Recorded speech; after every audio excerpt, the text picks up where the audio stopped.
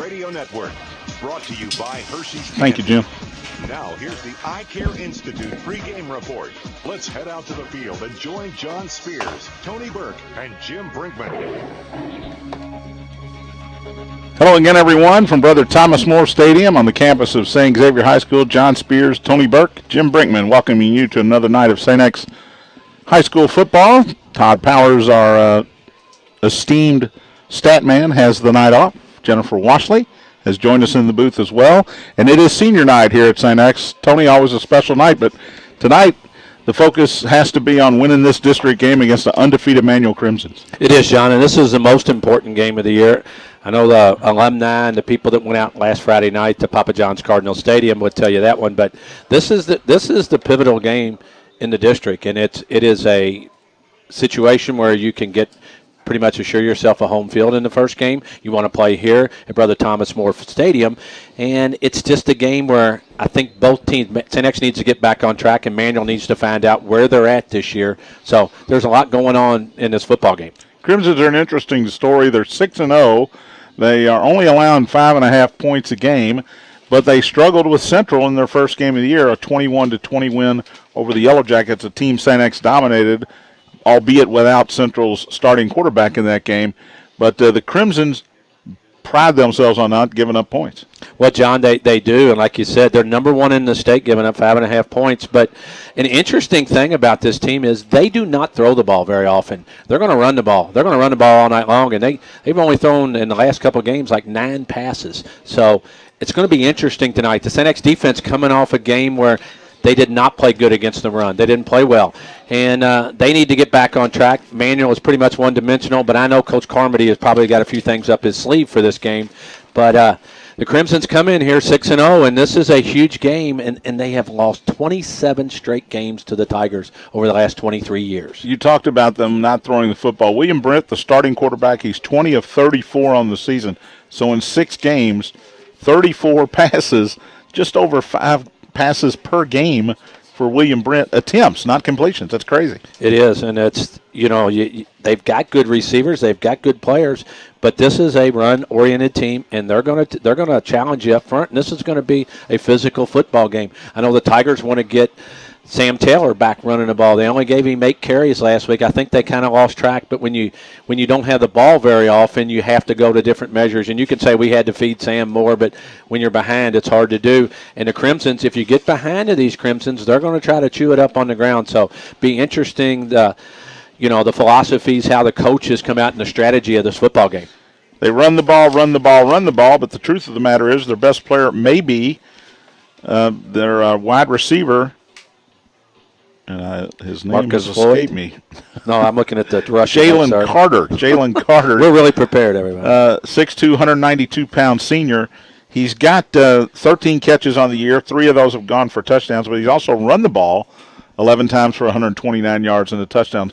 So even though they don't throw it a lot, they do want Jalen Carter to get his hands on the football. They do. He's a great athlete, be on the field all over the place, both sides. And they're going to mix it up. And as the season's gone on, Manual has used more guys running the ball. So you're going to see different type of things, a lot of misdirection, maybe some reverse, different things, maybe some bubble screens, a lot of things to try to get their athletes out in space. And one thing we've noticed looking up here at Manual, that they don't have a lot of guys dressed, so they depend on the guys they have on the field.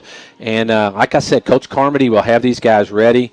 Manual's just been in a rut against St. X. A couple years ago, a last-second play by Charles Walker wins the game, and they're snake bit, but they're thinking this is the year maybe that they can change the tide. And, of course, Coach Scott Carmody was at Butler for all those years. His first season this year at Manual, and, of course, he is 6-0. The Tigers, Tony, defensively, they've got to get back on track tonight. And really, this is an opponent that gives them a chance to do that, what they couldn't do last week, and that's stop the run. They've got to find a way to do that against the Crimson team. Yeah, and they do. It's just, I think it's a mindset more than anything. And I know you've got an interview with Coach Wolfford about the mental part of the game last week, he felt like. But we say it all the time. The first time these teams get the ball is huge, but I really think it is tonight the way both teams want to play. Like we said, St. X wants to get Taylor running the ball. They want to use Desmond Ritter, but the defense has to stop the run. And if you don't stop the run, then Manual controls the ball, and that's what Trinity did last week. They controlled the ball, kept it away from the Tigers, and then you get behind and you have to change the way you play the game. Tiger offense last week only scored 13 points, but really the offense was not the problem last week. Desmond Ritter had a pretty good night. I thought he carried them, and I thought he had an excellent game. Both quarterbacks played very well, but Desmond ran the ball great. He threw the ball well. But Tigers, we didn't have time of possession, but Trinity ran many more plays, and you can't rely on just one guy doing it all for you, and that's what the Tigers did. They have to distribute the ball well, but you're right. It wasn't the offense. The offense played well. They got stopped a few times, but the defense couldn't get off the field. And when you do that, we know and everybody knows you're going to lose football games. Another guy that likes to see his team play defense, Kevin Klein. He'll join me after this break. Tigers have gone back to their green and gold uniforms tonight. The black ones have been put on the shelf for senior night here at St. X. We'll take a break. You're listening to St. X High School Football on the Bissig Impact Sports Radio Network. Hello, everybody. I almost This said is basketball. Larry Bissig. Thank you for listening to our live coverage of Jefferson County High School football featuring the St. X Tigers on the Bissig Impact Sports Radio Network. And don't forget to tune in on Sundays to the Cincinnati Bengals. Check the paper for game times and station. Tonight's broadcast is just one of a wide Matt, you ready for this? communication service. Wait a minute. The Bissig Impact refuses to deliver bottom line results for our clients. Call us Don't look at that. 583-0333 or visit Bissig.com. The Bissig Impact Group. Innovative. Oh, by the way, what do you want to talk about? Why didn't tell me to look at the camera? Hershey's has the most talked about team of sweet treats. Not pretty as you. From the I all-star got Reese's. combination of I got chocolate Reese's. and peanut butter in a Reese's cup to the delicious flavor of the milk chocolate bar that started it game all. notes over there. Hershey's brings I'm its impressed. best How to do you guys every not game. know that room back Hershey's there? is proud to be a His sponsor of name. Jefferson County High Is he a School stud? Sports on the He's a stud. Bissig Jalen Impact Carter's a Sports wide receiver. Radio Network. D1 guy? Stop by your nearest Yes. Kroger today and pick up Senior. your favorite Junior. Hershey's treat and He's find good. out why Hershey's and high school sports are the perfect Just match. relax. Does a Caribbean cruise sound like your kind of getaway? wanted me to Are you dress up dreaming of a tonight. relaxing Come on, weekend in the man. I mountains? get out of that shirt Whatever and your tie, I'm not style, getting back Knights there. Travel is a full-service agency that can meet all your travel planning needs.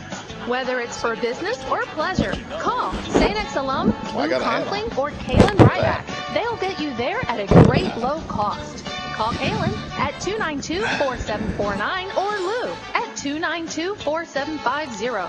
Fly by Nights. It's the best way to travel. Hey, St. X fans. Want to learn more about how your eyes work? It's time you visit the Eye Care Institute. Again this year, Dr. Brennan Green has been named a top doc by Louisville Magazine.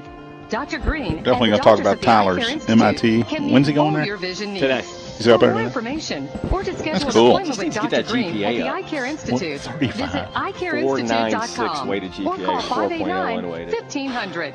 That's Sounds 589-1500. like, well, not me. You and I combined. Back at St. X, John Spears, Tony Burke, Jim Brinkman, the Eye Care Institute pregame report, and I'm joined by Kevin Klein, head basketball coach. I know when the weather starts chilling up a little bit, you guys are ready to get into the gym. But actually, you've been in the gym and out on this track and everywhere. Mike Glazer's working your guys like crazy. We've been all over campus, and when it gets early October, that means we're right around the corner for the first day of official practice. We've had 30 days of preseason conditioning, weight room on the track, in the gym, on the hills of Germantown. Just got another great group of guys doing a great job buying into what we're teaching them, what we're trying to build, and just trying to win in the locker room before the season even starts. Another great group of guys to build off of what we did last year. Very pleased with where we are right now. All right, you're going to miss Billy Basham. You're going to miss William Olson. But you can't replace Connor McKim. So what do you do? Where are those points going to come from? Yeah, in the month of June, we got to play 25 games, and we won 22 of them. And we had a lot of question marks about who was going to step up and fill certain roles. And bringing back two starters with Pierce and Nevin is really good. We have a lot of size. We'll have some great senior leadership with Paulo Burse and Tyler Barnes. We've got some inexperience and a couple other experienced guards that will kind of be got by committee. But we know one guy is not going to carry the load like Connor did last year. And I think we're going to have more balance this year. We're going to have a better inside-out, even-keeled attack. And I think that with our size and ability to rebound and defend, hopefully that'll keep us in games and get us where we want to get. You mentioned Tyler Barnes. I saw something today. 35 on his ACT, 35. and you were telling me his GPA is He's got 4.96 weighted GPA, 4.01 weighted GPA. He's a Governor Scholar. He's a National Merit semifinalist, going for a National Merit finalist. He's at MIT today, which you got to have probably 34, 35, 36 just to get a sniff up there. And he has grown to be 6'8". He's grown into his body, and he's got a very versatile game. Long. But he's got all the intangibles. I mean, everything we want from our seniors in terms of leadership, attitude, effort, he brings that every single day. Now, you said something that bothered me. I visited MIT. I was in Boston area and I had to use a restroom, so I drove in, visited, and got out of there. What's the schedule look like this year outside of the 7th region? Give me the tournament schedule especially. Yeah, we're doing something a little different this year. It's a year to go to Florida, so we're going to go down to Orlando. We're going to play in. Are we going to be on the radio for those games? I hope you're on the flight, buddy. We will be at Bishop Moore High School. It's an 8-team tournament, December 28th through 30th. We'll fly down on the 27th. We'll come back on the 31st. And rather than picking up a pre-holiday tournament, we picked up some single games. So we're going to play Shelby County out at Henry County. We're going to play Newport Central Catholic out at Bardstown High School, and that's going to be a back-to-back game. We play Cub Cath at home on a Friday night, New Cath on a Saturday at Bardstown.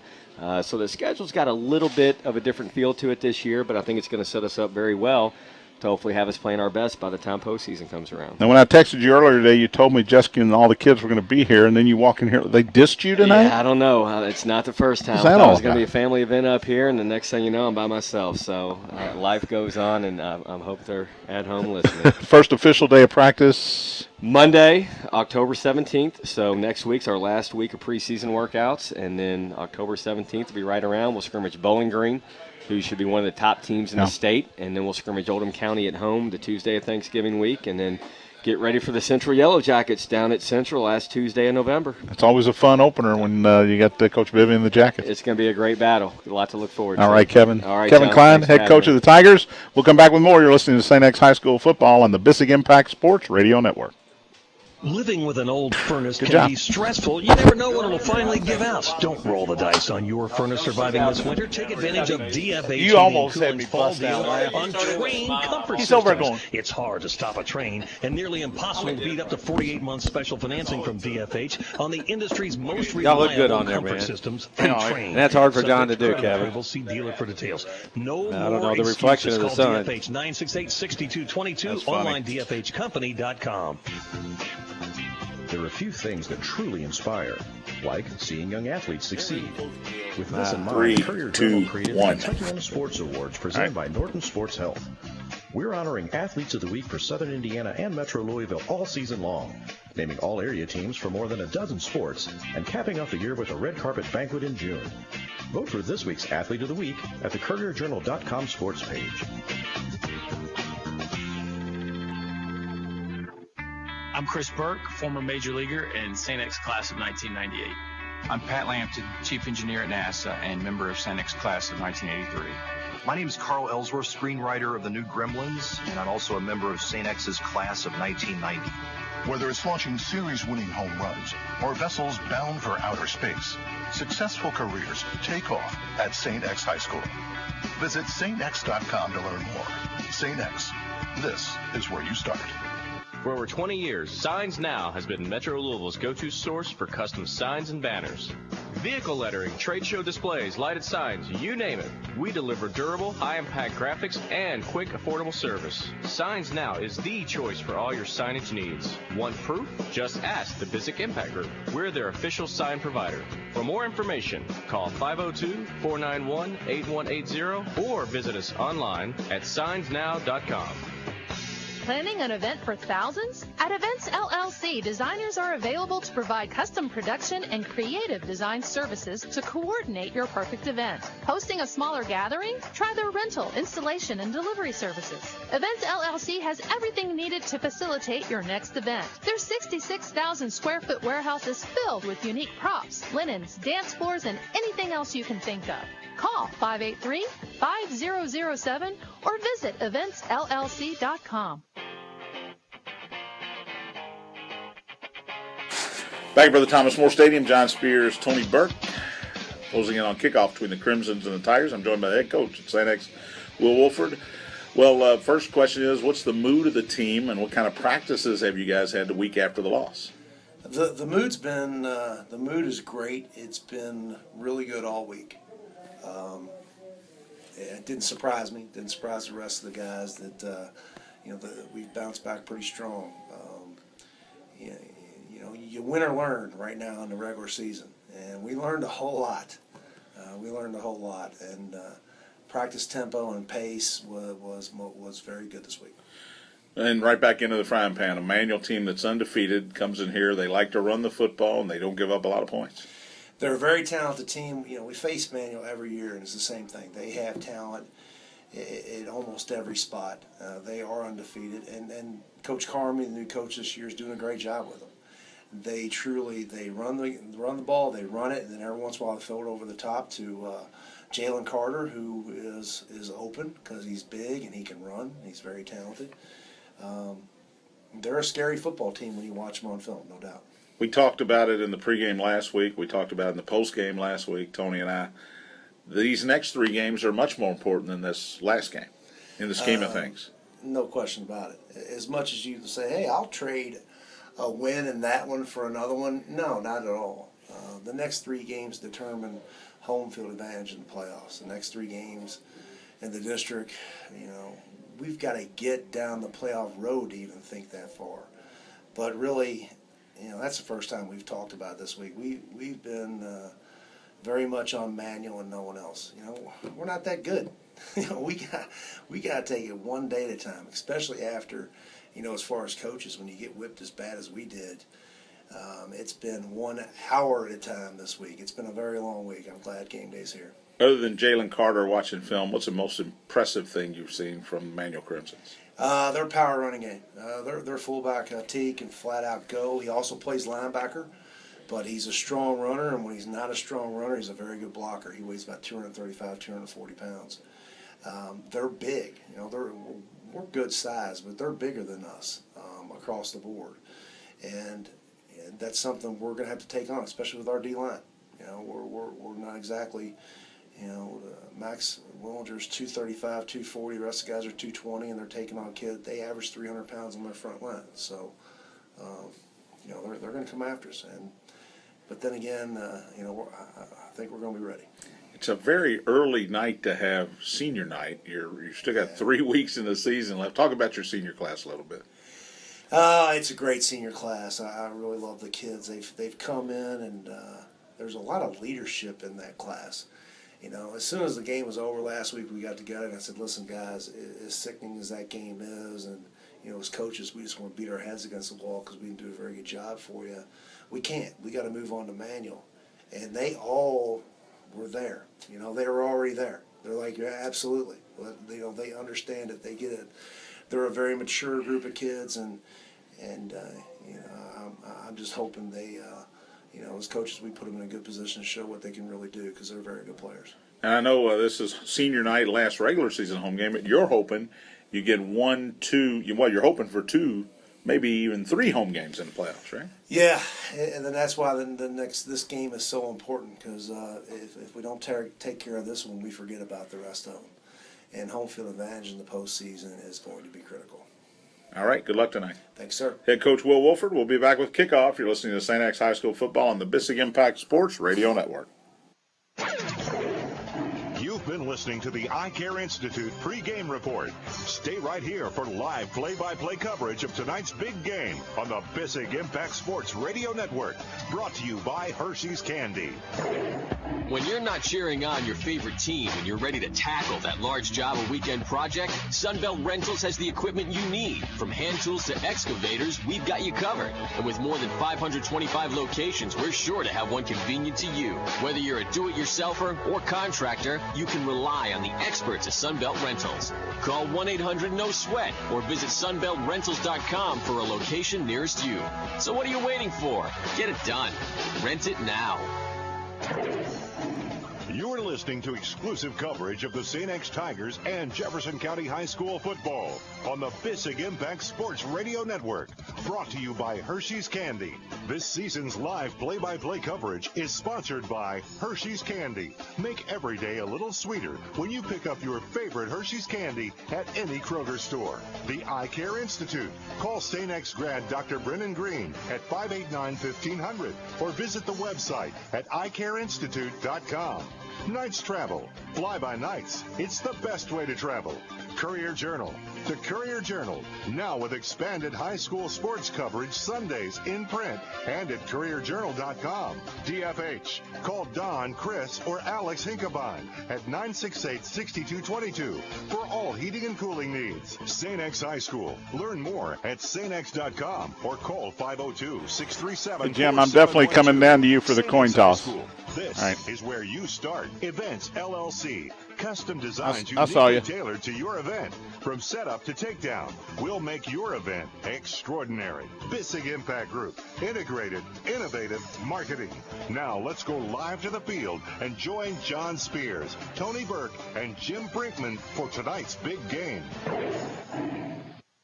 Hello again, everyone, from Brother Thomas More Stadium in St. Xavier High School. John Spears, Tony Burke, Jim Brinkman welcome you to another night of St. X Tiger football. The Tigers return home for senior night, last regular season home game of the year, and they will take on their district foes, the Manual Crimsons. The Crimsons come in 6-0, giving up very few points, only 34 points given up all season long, and 20 of those came in their opener against Central. Tigers coming off a stinging loss at Papa John's Cardinal Stadium last week. Trinity with a 35-13 rout of the Tigers. But again, as Tony Burke mentioned in the pregame, not a district game. This one matters a lot more than that one did. The captains are at midfield. As I look down there, I see Desmond Ritter, Jacob Stolford, Jack Daly, and Mac Blanco for the Tigers. Bryce Cosby, one of 3 Manual Crimsons down there. And Jim Brinkman is in the middle of it all. Let's go down to the coin toss. Remind you guys, sportsmanship is the most important thing out here tonight, guys. Play hard, play fair, let's have fun out here, guys. This is your ball game, your ball field, guys. All we want to do is set the chains and wind the clock. If we have any sportsmanship issues, we expect you guys to handle it on the field. Like I said, guys, your ball game, your ball field. Good luck out here tonight.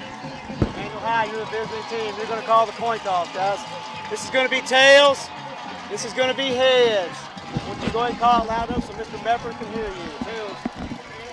If I drop it, we'll flip it again, guys. It is heads. St. Xavier, you want to toss, you want to receive? Guys, which way you want to kick? Which goal you want to defend? White, you swing right around here. Green, you swing right around here. Jim Brinkman, Tigers win the toss. They'll take the football. Beautiful night for football down there. And again, Jimmy, no rain. Yeah, it's nothing like Hurricane Matthew down here. It is a beautiful night for football. It is senior night. Let's see if we can get back on that winning trail. And Jim Brinkman double duty tonight. He's down there for the coin toss. He's taking Todd Powers' job. Todd couldn't be with us tonight, so Jimmy's going to come up here and do stats. Then he's going to race down to the field for the halftime interview with Coach Wolfford, come back up for second half stats, and then we'll probably push him out the window for the postgame to interview the coach. But, Tony, I know we touched on it. It's a huge, huge game here tonight for both teams. It is, and we don't overstate this, and we mean it. This is a huge football game in district in the playoffs. I mean, you need this game. And both teams have not played males in the district, and Butler and PRP, and Butler are playing tonight. So each one of these district games, Tigers are 1-0 in the district with the PRP win, but you really, really need these games if you want to play at home or get an advantage. Quick hello to Danny McDonald. Just got a text from Danny. He's actually, I think, watching the webcast and listening in. So, hello, Danny. Hey, and if you're listening and you have access to a computer, you can watch this game. If you go to saintx.com, SAINTX.com, go to athletics, scroll down to the bottom. It says game broadcast. You click on it. You can still hear me and John and all the stuff, but you can watch the football game. So that's just here at St. X. So click on that right now if you're sitting around just listening to us. And we'll be doing that any postseason games here at Brother Thomas More Stadium and basketball home games. We're going to be able to bring that technology with us as well. As you heard, from Jimmy Brinkman. The Tigers won the toss. They want the ball first. Very interesting. Last week against Trinity, the first time they've won the toss and elected to kick off or elected to defer to the second half. But tonight they go back to taking the football. Manual in their road whites with red numerals and red helmet with the Ram circle on the helmet. Tigers back in their home greens, gold pants, gold numerals, traditional white helmet with the green X. Ready to go, and Nick Kopp, they call him Legatron, and let's see if it's accurate. He'll kick it away. Well, not this time. It is high and short and out of bounds down near the 15-yard line. Michael Meredith chased it over there, but Nick Kopp, who's kicked 2 field goals this season, was wide right on his opening kickoff. Well, the Tigers have taken and made teams kick before, but I think Coach Wolfford will be satisfied to start at the 35-yard line as his offense will come on the field to start this football game. The Tigers will start at their own 35. First and 10, Desmond Ritter, 6'4", 195-pound senior. He'll line up with Sam Taylor and Mac Blanco to his right. Cameron Garrett is wide to the left. Brewer Cahalan and Michael Meredith split to the right. Shotgun formation. Handoff to Taylor up the middle. Hole closes quickly. Got about 4, maybe 5 out near the 40-yard line before Sam is pushed backward. Co-captain John Riley, the linebacker, came up to make the first contact. And we talked about Sam Taylor carrying the ball, but Manuel and just man coverage out here. Sam's got 2 guys, and they've got 1 guy out here and 1 guy off. 4 yards on the play. It'll be second down and 6 at the 39. Ritter looks to the right, takes the snap, option that way. He's going to keep it, hit at the line of scrimmage, got a yard and no more. Well, Riley again, and they're on the tackle. Well, nice job by Manuel on the outside. They took the pitch man away from Des Ritter, so Des only had one choice to cut it up and gets about a yard. So 3rd and 5 on the first possession for the Tigers. This time 3 receivers stacked to the left. It's Meredith, Cahalan, and Sam Taylor. Empty backfield. Des wants to throw. Does throw to the left. He's got Taylor. First down and more across midfield and drugged down from behind. Bryce Cosby, the Ball State commitment, made the tackle, but not until Sam got across midfield to the 49 for a gain of about 11. Well, it's just a little swing pass out on the flat to Sam Taylor. Nice job of getting it out there by Ritter. He got it out quick, put it in a good spot. First down, Tigers into Manuel territory. 2 to the right, Garrett to the left. That's the short side. Cahalan in motion from right to left. A whistle before the snap, and the pink flag comes out in honor of Breast Cancer Awareness Month. And it's going to be a false start against the Tigers. And that's where they hurt themselves early in the Trinity game last week, Tony. Early penalties on the offense. Yeah, John, I didn't see who moved or what happened there, but, yeah, that's the killer on that first drive. 5 yards does not sound like a whole lot, but, boy, it sure changes your play calling, and now the Tigers move back to their own 46-yard line. First down and 15, shotgun again. Same formation, and Cahalan goes in motion again. They fake it to him. Des wants to throw. Has time. Throws high and deep. And incomplete. Good coverage, and actually it looked like Garrett sort of cut his route off as Cosby wouldn't let him go back inside. So nobody in the area where that one landed. Well, they had him doubled out there, and it was just a play, I think, where Ritter tried to throw it out there so Garrett could go get it, but it lands 5 yards past it. So Tigers try to hit the deep one, not there, and they'll spread them out again here. 2nd and 15. 4 receivers in the pattern, 3 of them to the right. Ritter looks for the bubble screen. He's got Cahalan, and Everly just could not get the block to spring him there. Brewer got about a yard on the play, and it'll bring up 3rd and long. Yeah, that's exactly right, John. They throw that, inside. It's a missile screen, I heard Rick Newhouse will say last night when it comes inside. But you're right. Everly tried to get out there. He couldn't get to the blocker in time. It was actually set up pretty well, but when you can't get the center out there, Manuel does a great job. 3rd down and 14. Empty backfield again. Blanco will stay in there to help block. Does to throw. 4-man rush. Has time. Steps up into the pocket. Now rolls to the right. In trouble and dropped at the 40-yard line. A coverage sack for the Crimsons. Keenan Bilyeu was the guy that grabbed the shirt and wouldn't let go, and the Tigers will be forced to kick it away. Well, that's on the wide receivers right there. He has all day. They got to come back to the football and get open, and nobody got open. And by the time Ritter had all day, could not find anybody, and now Collins comes in to kick it away. Marcus Floyd and Jalen Carter go deep. You got to keep it out of Jalen Carter's hands. This one's going to get into his hands, but he's out of bounds on the St. X sideline. Good directional kick from Zach Collins. Goes out of bounds at the 22-yard line. 39-yard kick with no return. So good job by Zach Collins, and the Crimsons will take over at their own 22 and a scoreless game with 9:26 to go in the quarter. I hate to say it, but the first drive kind of reflects the one out of Papa John's the other night where Tigers look like they're going to move the ball. A 5-yard penalty moves them back, and now Manuel's offense will come on the field, and you're going to see a lot of guys running the football, and I know you'll see a little play action in there, but Manuel prides himself on being able to run the football. Will Britt is the quarterback. He's a senior, only 5'9". Offset eye behind him. Quick throw to the right to Jalen Carter. They want to get it in his hands, and he gets to the 25, dives forward. Izard fought off the block and knocked Jalen Carter out of bounds. It's a gain of 3. It'll bring up 2nd and 7. And you told me Coach Wolfford talked about that. Don't run up and just take on the block. Get rid of that block and make a play. And Austin Izard does a really nice job right there. Chandler Simpson was following the play. So a nice play by the Tiger defense on a play that could have been a nice play. Matt Motley was trying to throw the block for the Crimsons out there, but Izard was better on that play. 2nd down and 7. Shotgun for Cosby, different formation. And he will keep it himself, running to the right. Simpson had him, held on, and got help from Jacob Stouffer, loss of a yard. Chandler Simpson did a great job to stack that one up. Just a little quarterback read, really. Cosby went in the shotgun, which you don't see that very often. Faked it to the quarterback, Brett. Yeah, they faked it one way, and he ran the other way from the spot, and you called it great. That they did a nice job on the outside with good help. But the Tiger corners are going to be on an island tonight because they're going to play a lot of man and try to stack that inside. Actually, that was Carter back there. I misspoke. It was Jalen Carter. They do everything they can to get him the football. Britt's under center. Play action, rolling to the right, being chased out of there. Throws. It is caught right on the sideline, well short of the first down, and tackled.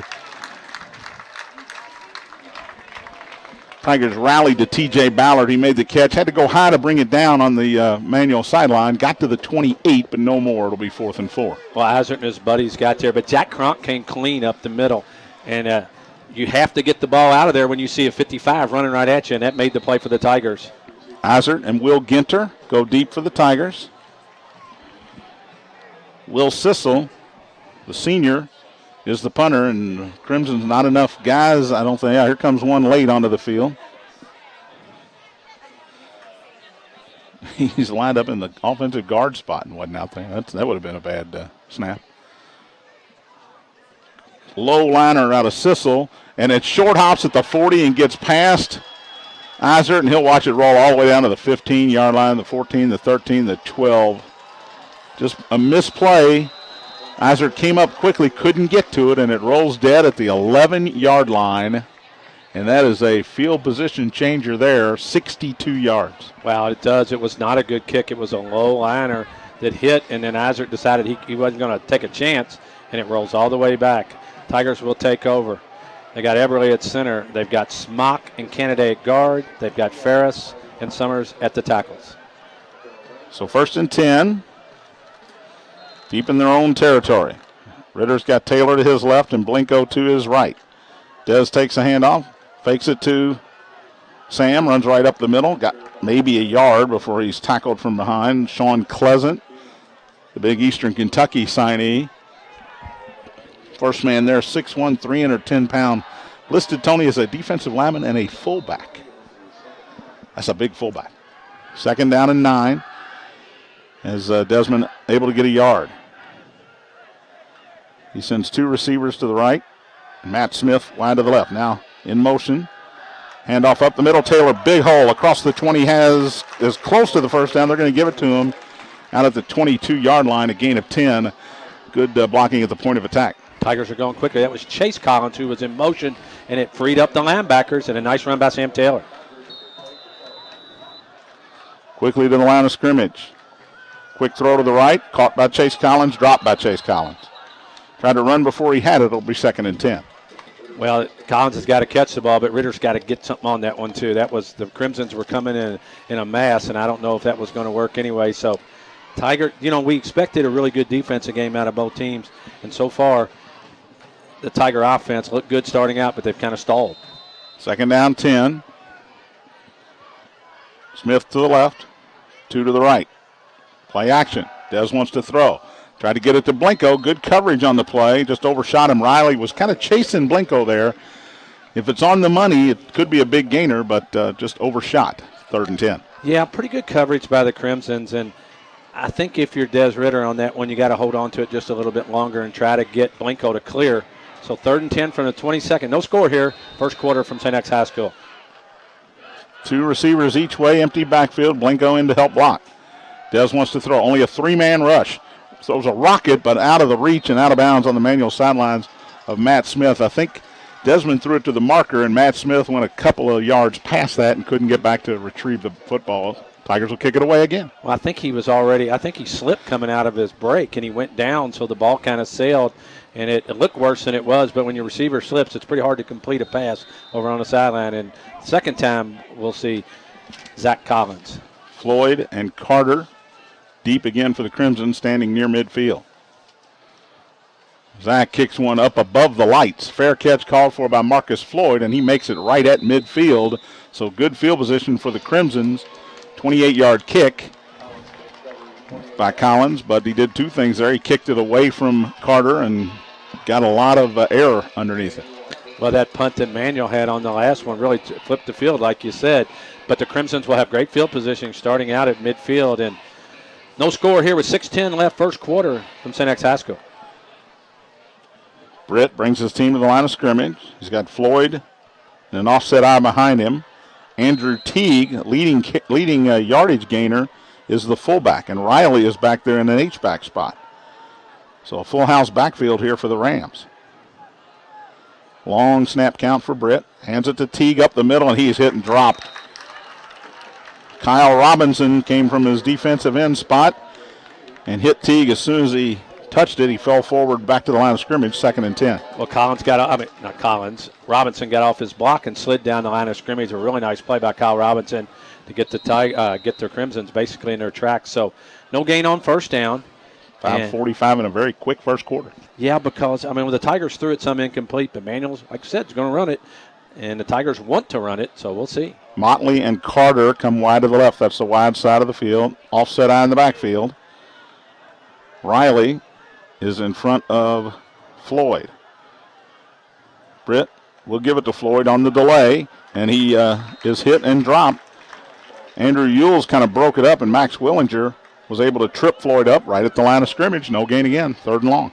Well, good penetration by the Tigers, and Max Willinger did a nice job from his nose tackle spot to make that tackle. So Manuel runs 2 plays on this possession, and they're at the same spot they were when they started. Andrew Yule's getting the start tonight. Ryan Adams tweaked his ankle in practice a few days ago. He was a game-time decision, but so far it's been Andrew Yule's. 3rd down and 10, shotgun for Britt. 3 receivers in the pattern. Tigers show blitz. They do bring 5. Long, high throw, looking for Carter down the left side, and he's got it. Falling as he caught it over Eisert down inside the 20-yard line to about the 17, make it the 16, and a first down. Just throw it up for him was that play. And I know they scouted the Tigers against PRP, and that's basically what PRP did. They just threw it up in the air, and they let their athlete go get it. Eisert actually had decent position, but when you're giving up size and athletic ability, and actually a nice job of just shielding off as the offensive receiver to get rid of Eisert. 34 yards on the throw to Jalen Carter and a first down for the Crimsons. A 3-man eye in the backfield.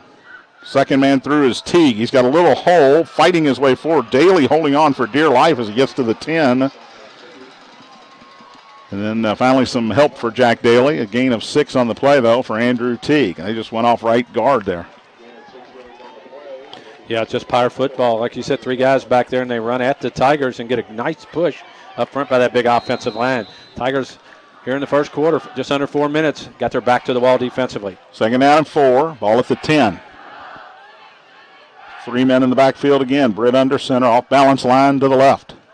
They run that way to Riley. First man through. A helmet comes flying off. That was Daly's helmet.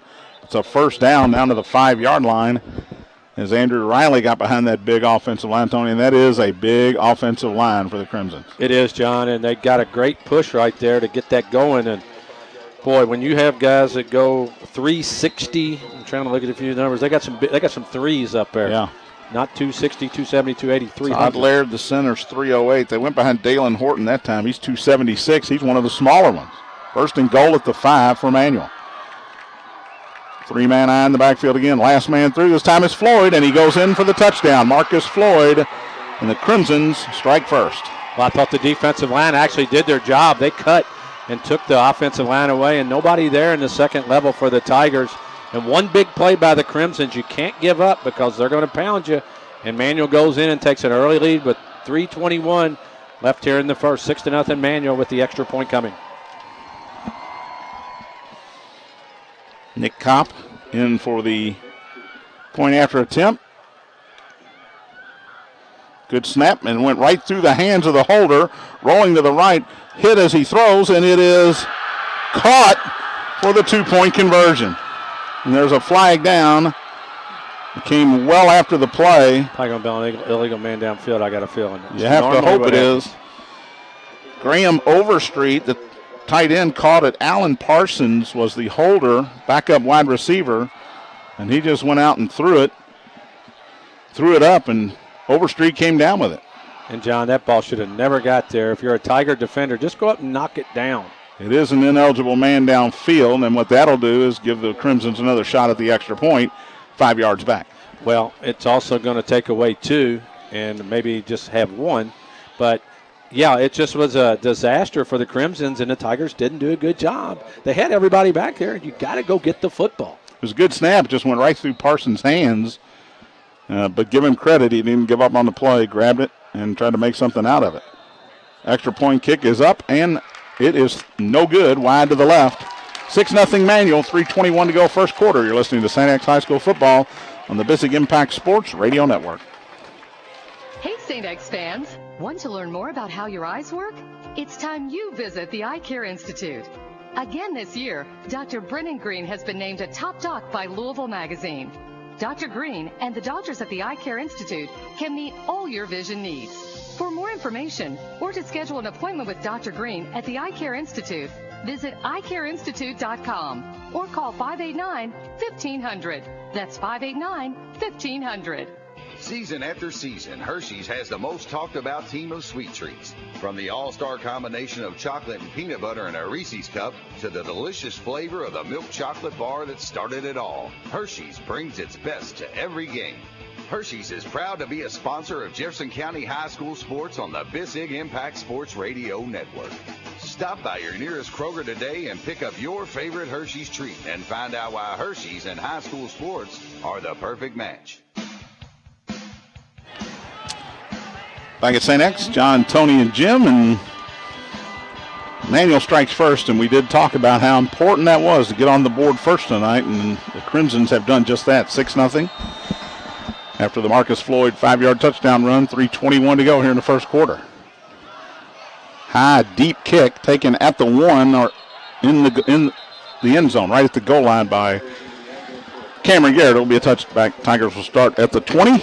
It was a 7-play, 50-yard drive, Tony, but as you said in the break, it was 1 play. Yeah, it was. It was just throw it up there and try to let one of your best athletes go get it and win the battle. And it happened. Now, Manual did do a great job when they got the football down in the green zone, but 1 play set that up. So Ritter brings his team to the line of scrimmage. 1st and 10 at their own 20. Cahalan's to the left. Meredith and Garrett to the right. Cahalan in motion. They give it to Taylor up the middle. Takes on Teague, fights off his tackle, and is able to fall forward for about 3 to the 23. And Sam Taylor might be a guy you see a little bit more of now. And, John, I think really you're going to see that, and then you look for that quick slant and those type of plays. Tigers have tried to throw it down the field. You know, stay with your bread and butter. Sam's in the backfield with Blinko on 2nd down and 7. Cahalan in motion from right to left. This time Ritter keeps it up the middle, lowers his shoulder, gets across the 25 out near the first down marker, going to be about a yard shy at the 29 as he is gang tackled out there. Andrew Teague, Marcus Floyd in on the tackle. A lot of these Crimsons play both ways too, Tony. You got to keep that in mind. Yeah, you do, but a nice read by Desmond Ritter. That's a read play, and he saw what he had, kept his head up, and moved it up the field. Gain of 6 brings up 3rd and 1. Ritter is empty in the backfield. The Crimsons jump off sides. two different manual Rams on that right side came across, and that'll be a first down by penalty. Yeah, the two guys inside both bit, and the Tigers were hoping for that, so that's an easy first down, and that'll move the ball out to the 39-yard line. 2:22 left, first quarter. Manual leads St. X 6-0. First down at the 34. Okay. It's at 12 years of high school education. No, 8. 3 receivers in the pattern. Taylor stands behind Ritter. Blinko in front of Taylor. Give it to Sam up the gut. Hit at the line of scrimmage by Riley. It's John Riley's tough, Tony. Gain of a yard for Sam, but he's pushed backwards right there. John Riley Jr., 5'10", 221-pound senior linebacker. And we've called his name a lot here in the first quarter. And what you're going to see, too, Manual's linebackers are starting to step up in there. They're starting to step up in there. You show that one time, make them pay for it. 2nd and 10. Minimal gain on the play, about a half yard. And they do throw it over the top, and it's almost intercepted. It was tipped to the line of scrimmage. Garrett was the intended receiver. And John Sneed Jr. almost came up with the interception out near the 40-yard line. Well, Manuel would sniff that one out the whole way. That was not going to be, if it was completed, somebody was going to get lit up on that play because there was nothing there. 4 receivers, 2 each way here on 3rd down and a long 9. Desmond straight drop. Wants to throw over to the sideline. He's got his man at the 48. It's Cameron Garrett, I believe, or is that Addison Russell? Oh, it's Garrett at the 50, and he's pushed out of bounds on the Tiger sideline, but a first down on 3rd and long. And a nice pattern by Garrett. He ran his guy down about 15, 20 yards, came back to the ball. Ritter gets some zip on that one, and Cameron Garrett gets the ball right to midfield. Tigers quickly to the line of scrimmage. 1:37 to go in the quarter. Ritter to Taylor. Off left tackle. He's got 5 protecting the football as the Rams are trying to strip it out of there, but it's a gain of 6. Down near the 44-yard line. We'll call it 5.5. It'll be 2nd and a long 4. Emmanuel mixing up their defense. Now they've got everybody up within about 5 yards. Now they do. They have got everybody within 5 yards of the line of scrimmage. Taylor again running left. Bounces off a tackle to the 40. It's outside to the 35-30. An angle on him does Floyd. He brings him down at the 20-yard line, but a big pickup of about 14 for Sam Taylor. And that's what happens when you put everybody within 5 yards. As you get loose, it's a race to the out of bounds. And John, you can get very excited on a great run by Sam Taylor down to the 20-yard line. I was trying to count, and I failed again. It was 24 yards for Sam Taylor. Tigers on the edge of the green zone, brought to you by the Eye Care Institute. Dr. Brennan Green, 1st and 10 at the 20. Cahalan, they fake it to him, give it to Taylor. Not much there as he fights his way for a yard to the 19. Actually, they're not going to give him anything. Back to the 20. It'll be 2nd and 10 with under a minute to go in the quarter.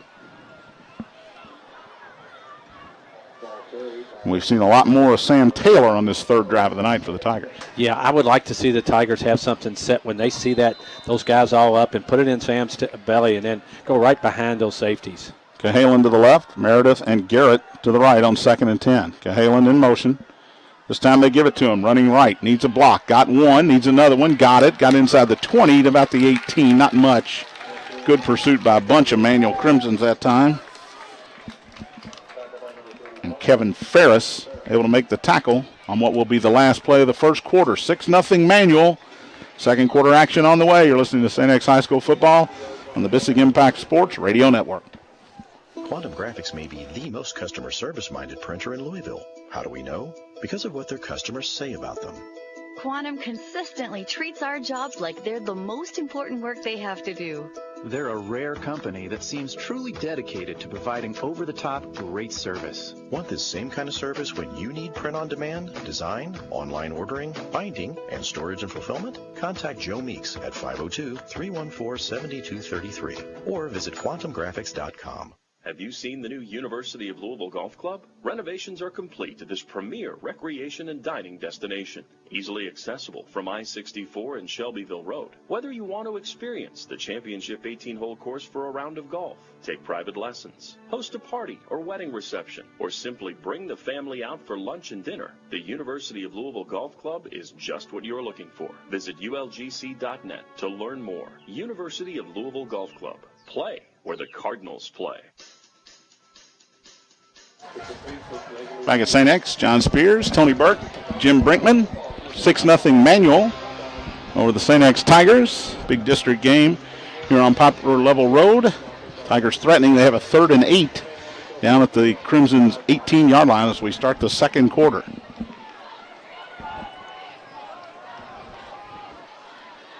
Desmond Ritter sends Cahalan and Meredith to the left. That's the wide side of the field on 3rd and 8.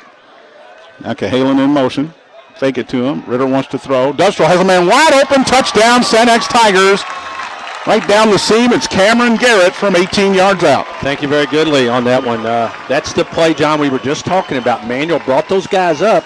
Everybody's within 5 yards. They fake it to Cahalan. They look at Sam Taylor, and what's it do? It holds those safeties. They're like linebackers, and then they run the slant right behind the safety. Touchdown, Tigers. Desmond Ritter to Cameron Garrett. Tigers tied up at 6-all with the extra point coming from Owen Johnson.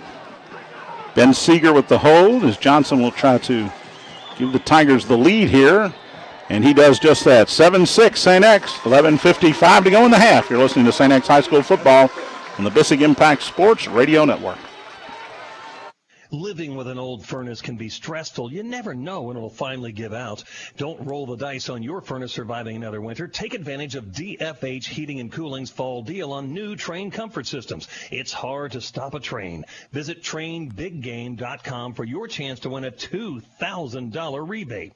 Call DFH 968-6222 for details, or visit dfhcompany.com for complete program eligibility, dates, details, and restrictions. DFH. Hello, everybody. This is Larry Bissig. Thank you for listening to our live coverage of Jefferson County High School football featuring the St. X Tigers on the Bissig Impact Sports Radio Network. And don't forget to tune in on Sundays to the Cincinnati Bengals. Check the paper for game times and station. Tonight's broadcast is just one of a wide range of marketing communication services Bissig Impact Group uses to deliver bottom-line results for our clients. Call us today at 583-0333 or visit Bissig.com. The Bissig Impact Group. Integrative, innovative marketing.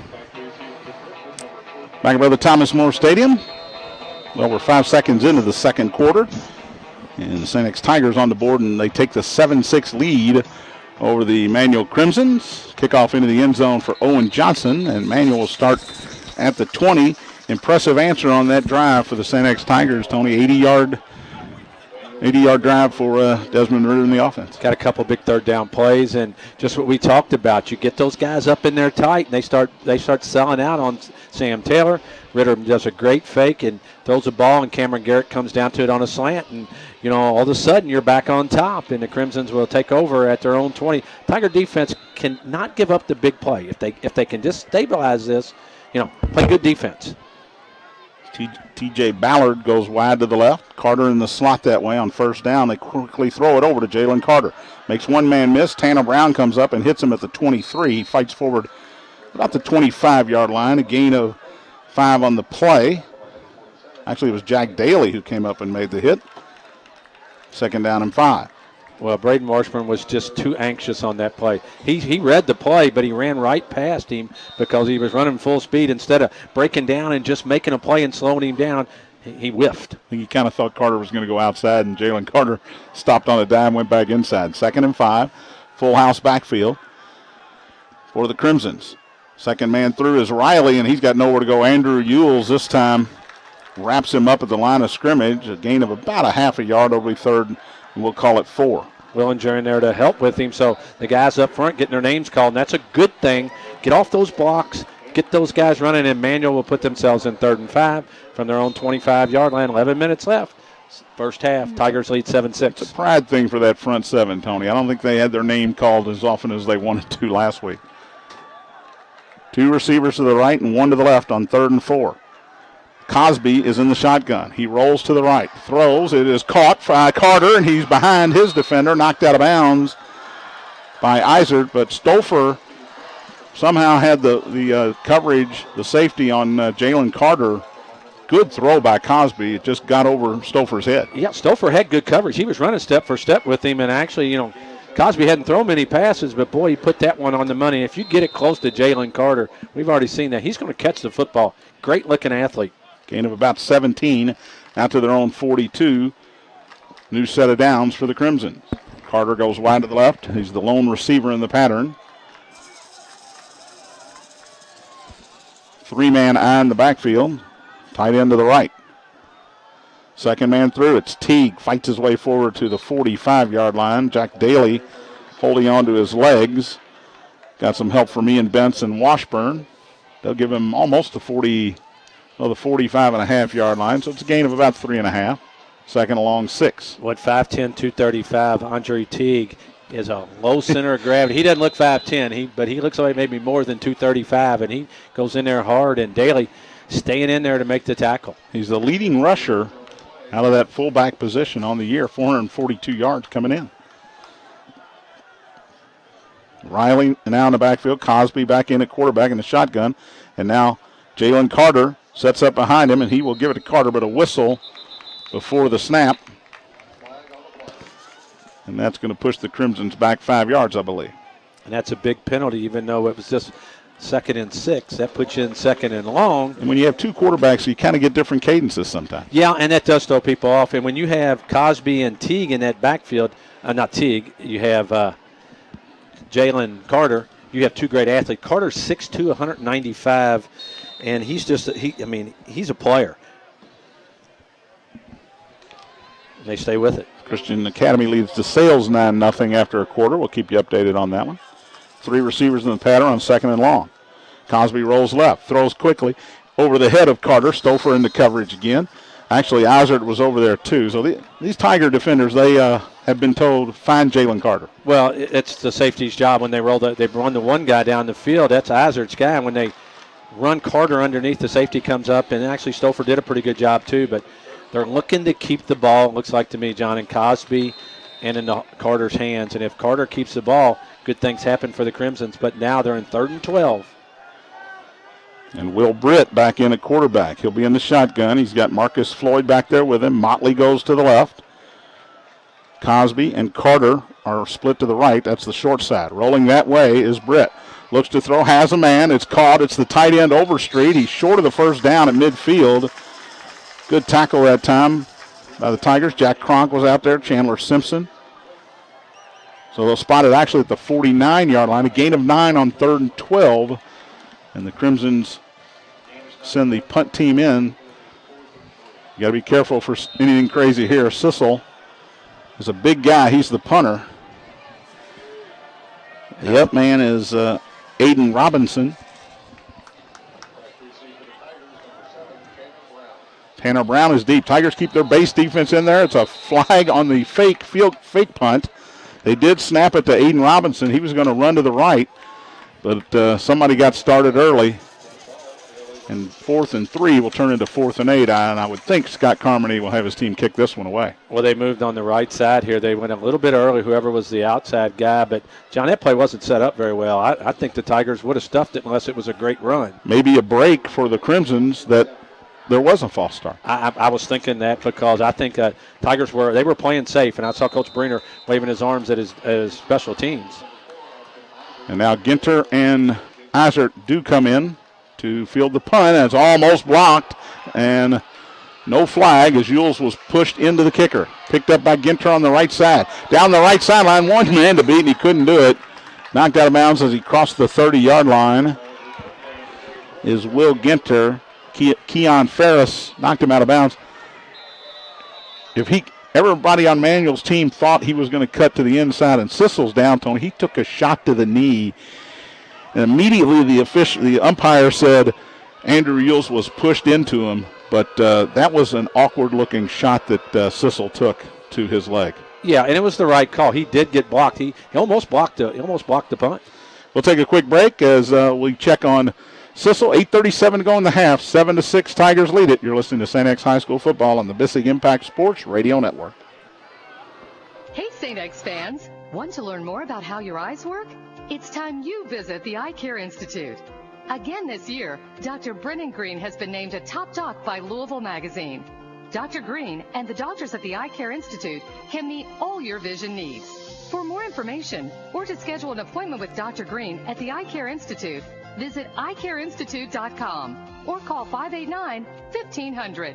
That's 589-1500. Does a Caribbean cruise sound like your kind of getaway? Are you dreaming of a relaxing weekend in the mountains? Whatever your style, Knights Travel is a full-service agency that can meet all your travel planning needs. Whether it's for business or pleasure, call St. X alum Lou Conkling or Kalen Ryback. They'll get you there at a great low cost. That's Keenan Bilyeu on the tackle as Sam Taylor gets the carry up the middle. At 292-4750. We'll stay with our streaming right now. We'll be back on the radio shortly. 2nd down and 7 for the Tigers. As we come back, Des Ritter runs the option left, pitches it to Taylor. Cuts inside a block across the 35, out short of the first down. At about the 37, it'll bring up a 3rd down and 2. So 2 carries for Sam Taylor as we start this drive. And good to see that Will Sissel able to get up and walk off under his own without any help. 3rd and 2 for the Tigers at their own 37. Empty backfield for Ritter. And the Crimsons come offside again. And Sean Pleasant just pushes Andrew Eberle to the turf. A little frustration out of the Crimson defensive line. And John, back in your day when you played the D-line, what's the coaches tell you? Watch the football. And when you're playing nose tackle, you're about as close as the football as anybody can be. I'm not picking on Mr. Pleasant, but he was as close as you could be, and it gives the Tigers another 1st down by penalty. So they move it out to their own 42. Empty backfield again. 2 receivers each way. Now Taylor comes back into the backfield on the jet sweep. Ritter keeps it himself. He's across the 45. Helmet of the Crimsons comes off. Desmond gets out to about the 48. Give him 6 yards before he is corralled. 2nd down and 4. Bilyeu will have to come out of the game. He's the guy that lost his helmet. But the offensive line doing a good job. But stay with that block just a tiny bit longer because Ritter's got a head of steam going in there. 2nd and 4 from the Tigers at their own 48-yard line. Matt Smith to the right. 2 receivers to the left. Waddell's the widest. Give it to Taylor. He's got a 1st down up the middle. There are about 6 Crimsons that have a hold of him, and Sam just does not want to go down. He finally does go down at about the 47-yard line, a gain of 5, and another 1st down. And give some of those big guys up front credit staying with that play, too. Ferris and Eberle. Wellinghurst is in the game now at left tackle. But, John, that motion to Collins just frees that play up. And, boy, nice job. Tigers move it down to the 46 Emmanuel. They lead 7-6 with 7 minutes left in the 1st half. Ritter's got Taylor back there with him. Play action. Wants to throw. Looking deep. Has a man wide open. It's Russell at the 25 to the 10. Inside the 10 down to the 5-yard line. It is Addison Waddell. I'll get it right before the year's over. I'm a Cubs fan, and they're playing tonight, so I'm a little preoccupied. But Addison Waddell, Tony, came wide open, and give the offensive line credit all day for Ritter. Give the offensive line credit and give Desmond Ritter credit because he waited and waited till his guy came open. He crossed from the left to the right, came wide open, and it was just pitch and catch. And the Tigers have the ball at the Manual 5-yard line. Gain of 41 for Addison Waddell and a timeout for the Crimsons. We'll take one as well with 6:53 to go in the half. You're listening to St. X High School football on the Bissig Impact Sports Radio Network. When you're not cheering on your favorite team and you're ready to tackle that large job or weekend project, Sunbelt Rentals has the equipment you need. From hand tools to excavators, we've got you covered. And with more than 525 locations, we're sure to have one convenient to you. Whether you're a do-it-yourselfer or contractor, you can rely on the experts at Sunbelt Rentals. Call 1-800-NO-SWEAT or visit sunbeltrentals.com for a location nearest you. So what are you waiting for? Get it done. Rent it now.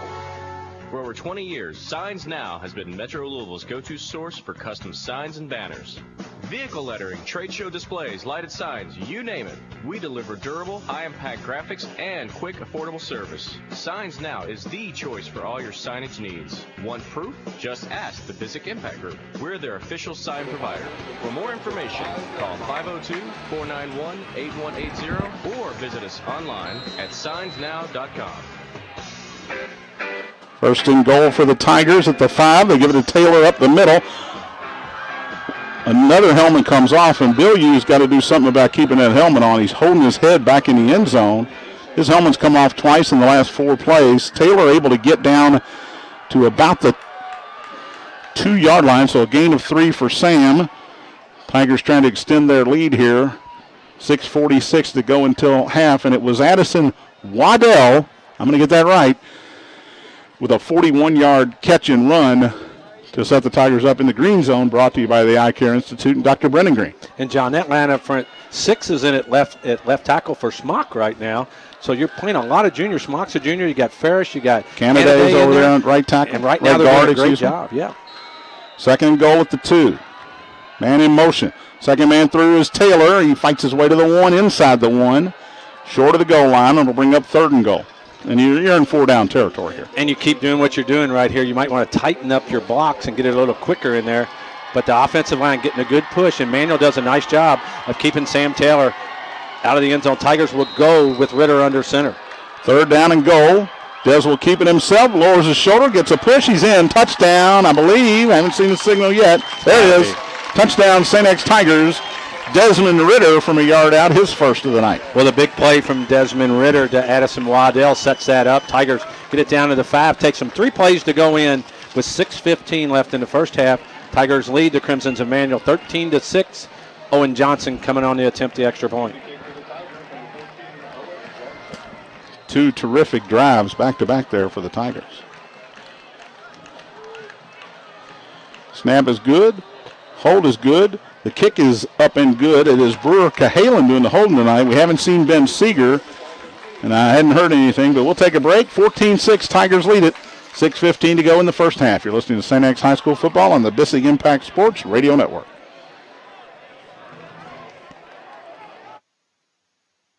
From the all-star combination of chocolate and peanut butter in a Reese's cup to the delicious flavor of the milk chocolate bar that started it all, Hershey's brings its best to every game.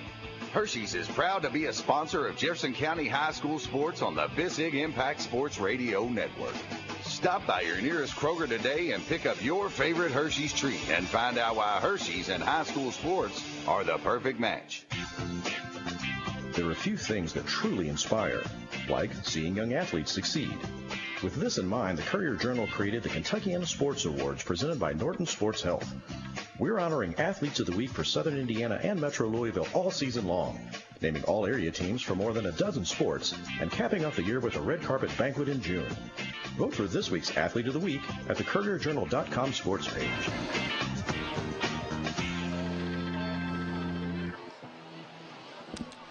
Back at Paul M. Young Field. And Brother Thomas More Stadium. John, Tony, and Jim. Hello to Todd Powers, who I'm sure is listening in at this point. Owen Johnson to kick it away. And this one's going to come up short of the goal line. Taken by Carter at the 1. Cuts to the middle of the field. Now back outside, and he is hit and dropped right at the 20-yard line. Good coverage. Washburn was in there for the Tigers. Gillespie. Jake Taylor's there, too. Michael Newt's in as well. So 1st and 10 for Manual. This is the second most points they've given up all season long. Well, and one thing, they only give up 5.5 points a game, and they pride themselves in not giving up many yards on the ground. Tiger offense got rolling there. Like I said, the one really big pass play, but the gist of that drive was running Sam Taylor. Ritter ran the ball once or twice, but boy, Sam Taylor riding Sammy Taylor down the field. So Bryce Cosby stays in at quarterback. He's in the shotgun. Riley to his left. 2 receivers, actually 3 receivers. Man in motion and another false start, and I think it's got to be a cadence problem between the difference between Cosby and Britt. I agree, John. It is, because you got a guy you're used to. Cosby's played a little bit of quarterback, but if he goes on a harder count, it's just not a rhythm. And right now, after that penalty, moves him back. And that offside penalty, John, on 3rd down on Pleasant, on the 3rd and 1, giving a free first down, it's huge. And now that the Crimsons have backed themselves up to about the 15-yard line. 1st and 15, Manual. Cosby will stay in at quarterback. Carter slotted to the left. Motley wide that way. Ballard in motion from right to left. And he gets the call, and he is hit and dropped. Kyle Robinson inside the 10-yard line. Fought off his block, and that is a big loss on 1st and long for the Crimsons. Well, Robinson just beat his guy and did a great job of fighting off of a block and getting the push up the field. I talked to Kyle Robinson's dad, Rick, tonight before the game. Said great things, says he comes back and listens to the game. Want to say hello to him when they sit down and watch the game again. But, boy, what a push by Robinson on that play. And that's a big loss, and that's back to Crimson's all the way back to the 10-yard line. 6-yard loss, second tackle for loss of the night for Kyle Robinson. Now Britt back in under center. He's got Teague dotting the I behind Riley. It's a draw play to Teague, and he is tripped up. And that time it was... I think it was Jack Daly, wasn't it? Jack's right, but it was Kronk, 55 in the backfield. Got a piece of Teague as he tried to get back to the line of scrimmage. Another loss of a yard. And they're playing Jack Kronk in the middle, what he did over the last 2 years a whole lot. Haven't seen Ian Bentz tonight. I don't know the reason. There's, it might just be a switch because Chandler Simpson's playing that outside spot. Kronk's playing the middle. Kane Klein takes his legs out from under. 3rd and 23 for the Crimsons back at the 9-yard line. Britt's in the shotgun. He's got Teague with him and 3 receivers to the right. Britt wants to throw. Runs out of there. Now he's going to keep it and run, and that's I don't think it was Coach Carmody wanted. He got outside the 20, but it was 4th and long. Stouffer made the tackle, and St. X. Do the Tigers take a quick timeout on defense? They do, with 4:35 to go. That's plenty of time. Somebody got excited. Somebody got really excited and called timeout. But a gain of about 13 for Will Britt on 3rd and 23. So the Crimsons will have to kick it away on 4th down, and we'll see if Will Sissel comes back in to kick it away. I'm assuming he will. He walked off under his own power, but we'll see. Yeah, John, we'll see. But the Tigers will take that. Coach Bruner and the defense, that's what they want right there. They want to keep people from getting behind them, keep it in front. Britt made a nice move on Chandler Simpson to get away, but then Kronk, and I think it was Kronk, came and made the play. Even though he got 13 yards, the Crimsons are going to have to punt the ball. Tigers should have good field position here. And, boy, just a nice answer after the Crimsons go down, go up 6-0. Tigers have scored 2 touchdowns since. So with 4:35 left here in the first half, the Tigers lead the Crimsons Emmanuel 14-6 here in a really good ball game. Another action, district action tonight. Mayo, who is 6-1, is on a bye tonight.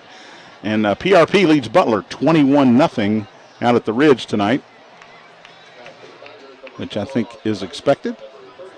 I would expect it. But that's a big rival game out there, too, John. Ginter, yes, it is. Dixie Highway. Ginter and Izert deep. Sissel is back in to kick it away. Just got that one away, and he boomed it.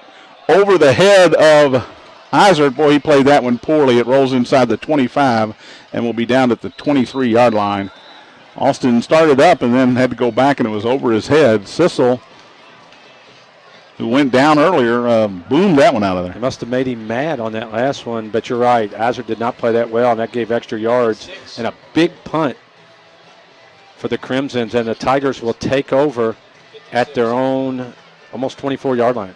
56 yards on the kick, says Jim Brinkman. Good to have him back up in the booth, man. That Powers was really bugging me. 1st and 10 for Ritter at his own 23. Actually, they got it at the 24. Hands it to Sam, running left. Has some room, makes one man miss. Can't get out of the second tackle. A late flag comes down in the backfield in the area of holding. Taylor got out to the 27-yard line. And it is going to be a hold against the Tigers, and that'll push them back. Yeah, that's a big one right there. You don't have good field position to start out, and Taylor makes a nice run. But the flag came down late. That doesn't mean the hold was not earlier, but that's going to be a big one on the Tigers. And with 4:18 left here, if you're the Tigers, you just want to keep the football and move it. It'd be great to go down and get points, but you want to keep the ball away from the Crimsons here. So, boy, it's going to be first in a whole bunch. They'll move it all the way back to the 11-yard line. No, they won't. Yes, they will. I'm just joking. And it'll be first down. And, Tony said a whole lot. 23 to be exact. Ritter's got Taylor in the backfield with him. Cahalan in motion. Fake it to him, give it to Sam. Off right tackle. Big hole up the middle. Fights off Bryce Cosby's tackle at the 19. Cosby able to hang on and bring him down to 20. But a nice gain of 9 on first down. Oh, that's a sweet-looking play. Offensive, the guys over here, Summers and Smock on this side, blow a big hole for Sam Taylor. And Taylor's not the fastest guy in the world, but he gets to where he wants to. The Tigers have it out to the 20-yard line.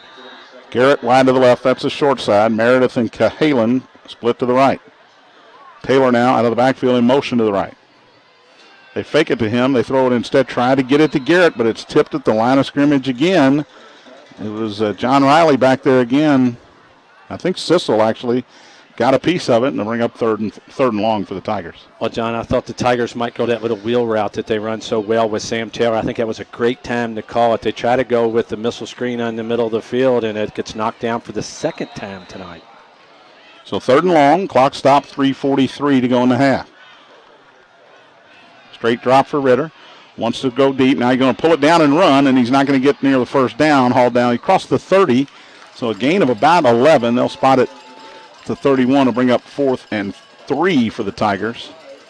But Dez, he almost got through that tackle. Tigers keep their offense in.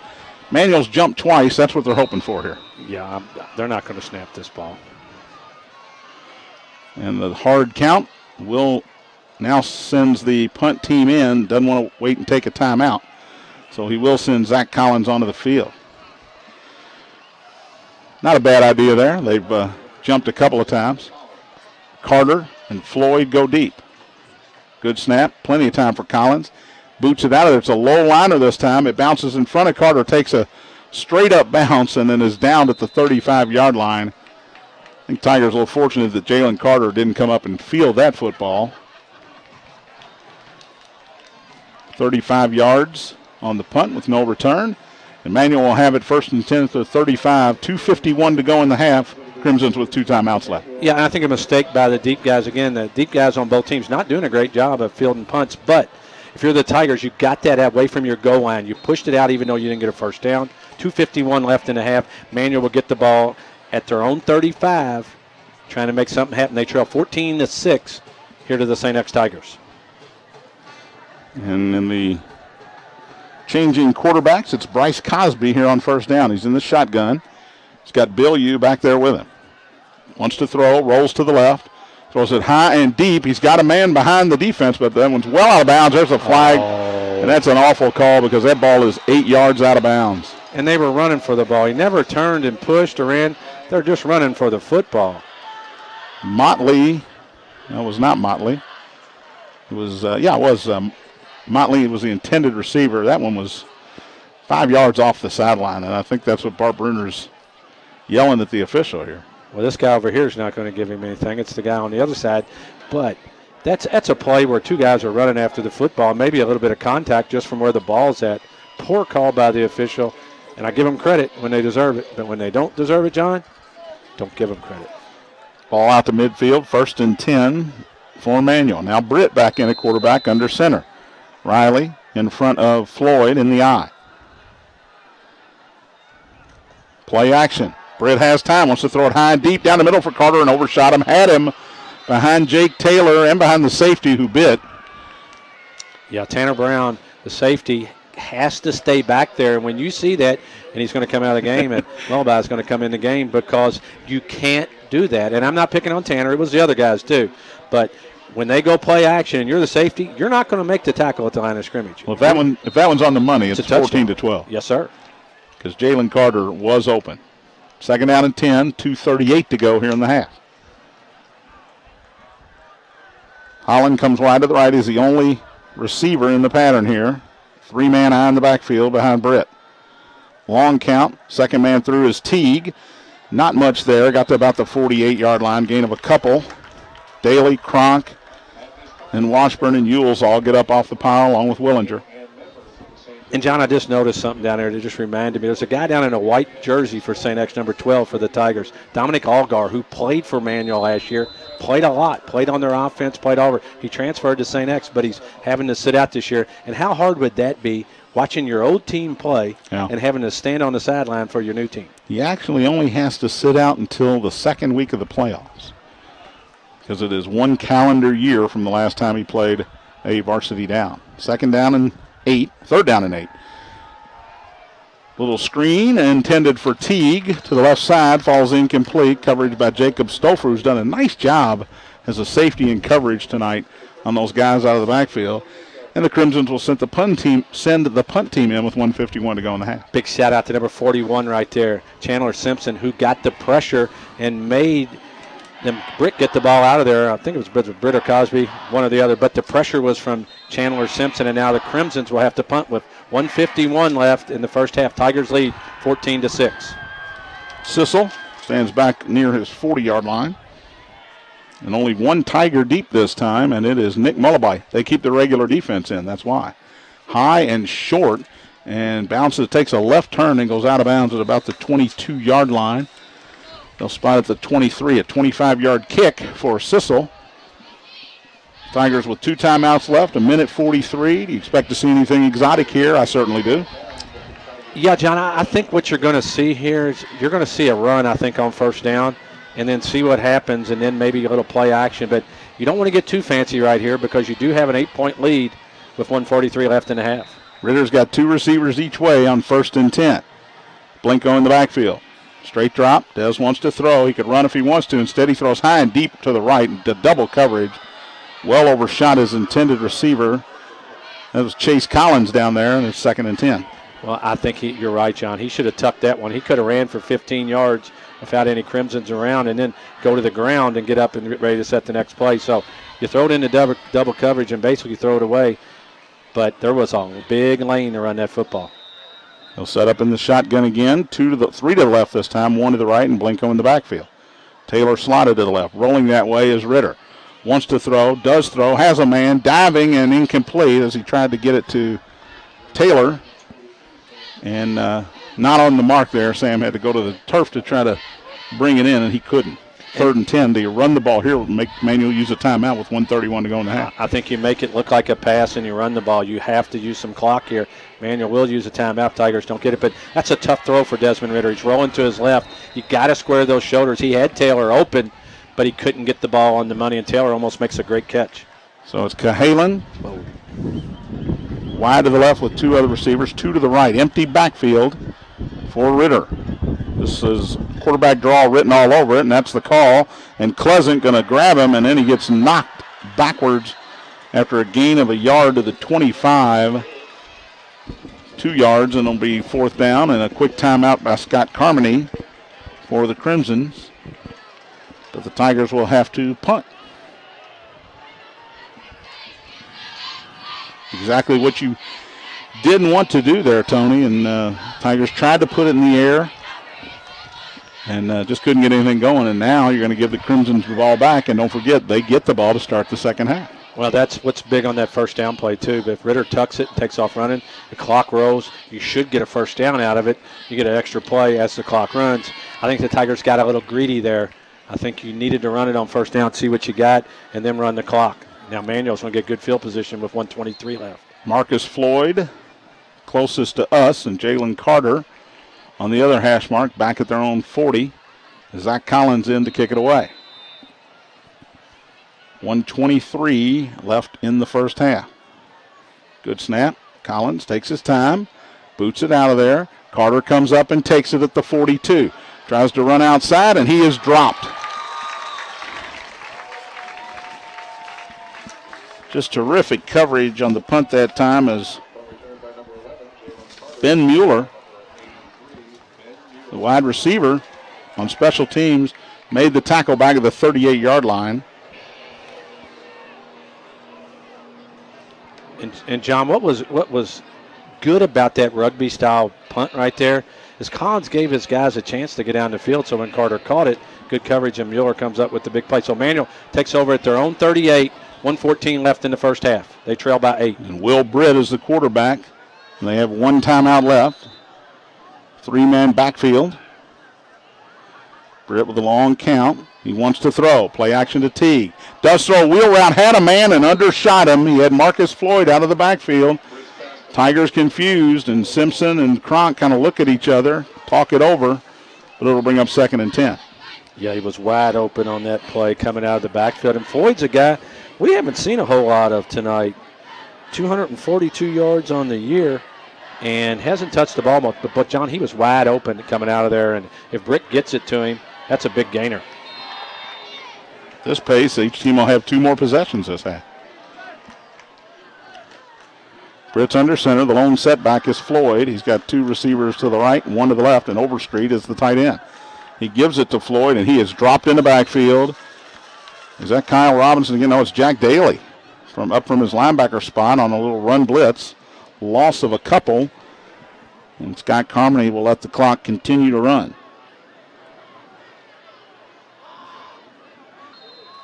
Really nice play back. Chandler Simpson again from his outside linebacker spot. He came up, took the edge away, and they had to come back. And then Daly comes over from his middle linebacker spot and cleans it up. 40 seconds left here, Tony, and Crimsons have to run a play. Tigers will call timeout Tigers to stop him. Why not go try to block a punt if you have that opportunity? Britt, it's a draw play up the middle. Floyd tripped up again immediately. No gain on the play. It'll be 4th and 12, and the Tigers finally call a timeout with 16 seconds. Well, they let about 10 seconds run off the clock there. I just don't get it. You got to be ready. You got to be thinking ahead. They had to be thinking if we stop them here, you're going to make them punt. But Braden Washburn came from his outside linebacker spot on the right side, tripped up the runner.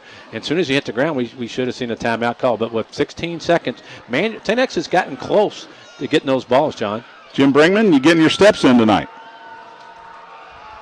I'm just glad we're not playing at Papa John's tonight. That's all. Hey, Jimmy, the Yes, wind sir. feels like it's really picked up out here. Has it down there? Oh, yeah, it definitely has. The flag is almost completely straight out, which it was very, very mild when they had the coin toss.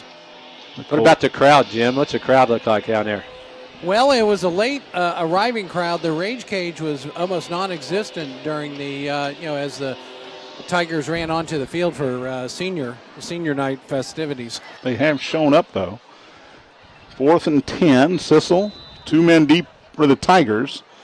Sissel in to punt for the Crimsons. Daly came at, or was it Daly coming after that one? Taken by Ginter, and he fair caught it at the 38-yard line. Only a 26-yard punt that time for Sissel. Now, if the Tigers run a play, it'll just be straight handoff to Sam Taylor, but I would expect them just to take a knee here, John, wouldn't you? Well, they've got it at their own 38-yard line. They're looking to the sideline, and Coach Wolfford is having a little conference call with his offensive staff here, and they are going to set up like they're going to run a play. 2 to the left, 2 to the right with 11 seconds to go here in the half. I don't like the shotgun. Desmond steps up, avoids a tackle, now throws to the right, and short hops his receiver at the 50. That was Matthew Smith, who was open. And there are 4.3 seconds to go in the half. This last 5 minutes of this half has come to a crawl. And I think they are going to go into victory here. You weren't going to get enough out of that to get anything anyway, so why take a chance, and the Tigers will kneel. The Tigers will kneel after trailing 6-0 at the end of the quarter. They scored on their first play of the second quarter to take a 7-6 lead, and 2 really nice drives by the offense against what is one of the best defenses in the state. It is. They came in. Manual Crimsons came in only giving up 5.5 points a game. Tigers lead 14-6 here at half. I think Coach Wolfford's going to be happy about most of the stuff, but I think he, clean up a few things, play a little better on offense, and gave up the one big play on that touchdown drive, John, and that's the only reason I think Manual has points in this football game. Marcus Floyd opened the scoring with a 5-yard touchdown run for the Crimsons, but then the terrific 18-yard pass from Desmond Ritter to Cameron Garrett in the middle of the end zone, and then the Ritter run, and the Tigers lead at 14-6. Let's go down to Jim. He's got the coach. Jim? We're here with Coach Wolfford. Happy with the... Yes and no. I would like to have seen a little bit better execution on the offensive side of the ball. And I think we can play a whole lot better than that. But defensively, they certainly have risen to the occasion. That's a big old physical football team they have over there. And there's a lot of college scouts here tonight, but they're not here watching us. They got a handful of guys who can really go. So all in all, sure, I'm happy because we had the lead. They get the ball first.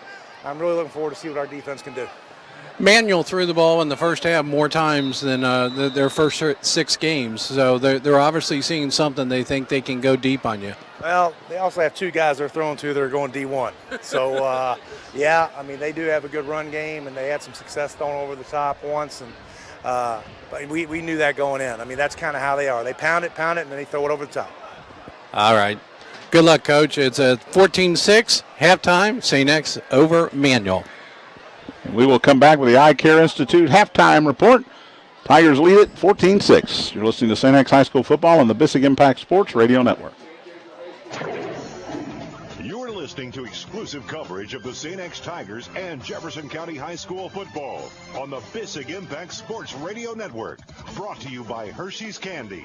This season's live play-by-play coverage is sponsored by Hershey's Candy. Make every day a little sweeter when you pick up your favorite Hershey's Candy at any Kroger store. The Eye Care Institute. Call St. X grad Dr. Brennan Green at 589-1500 or visit the website at eyecareinstitute.com. Nights travel. Fly by nights. It's the best way to travel. Courier Journal.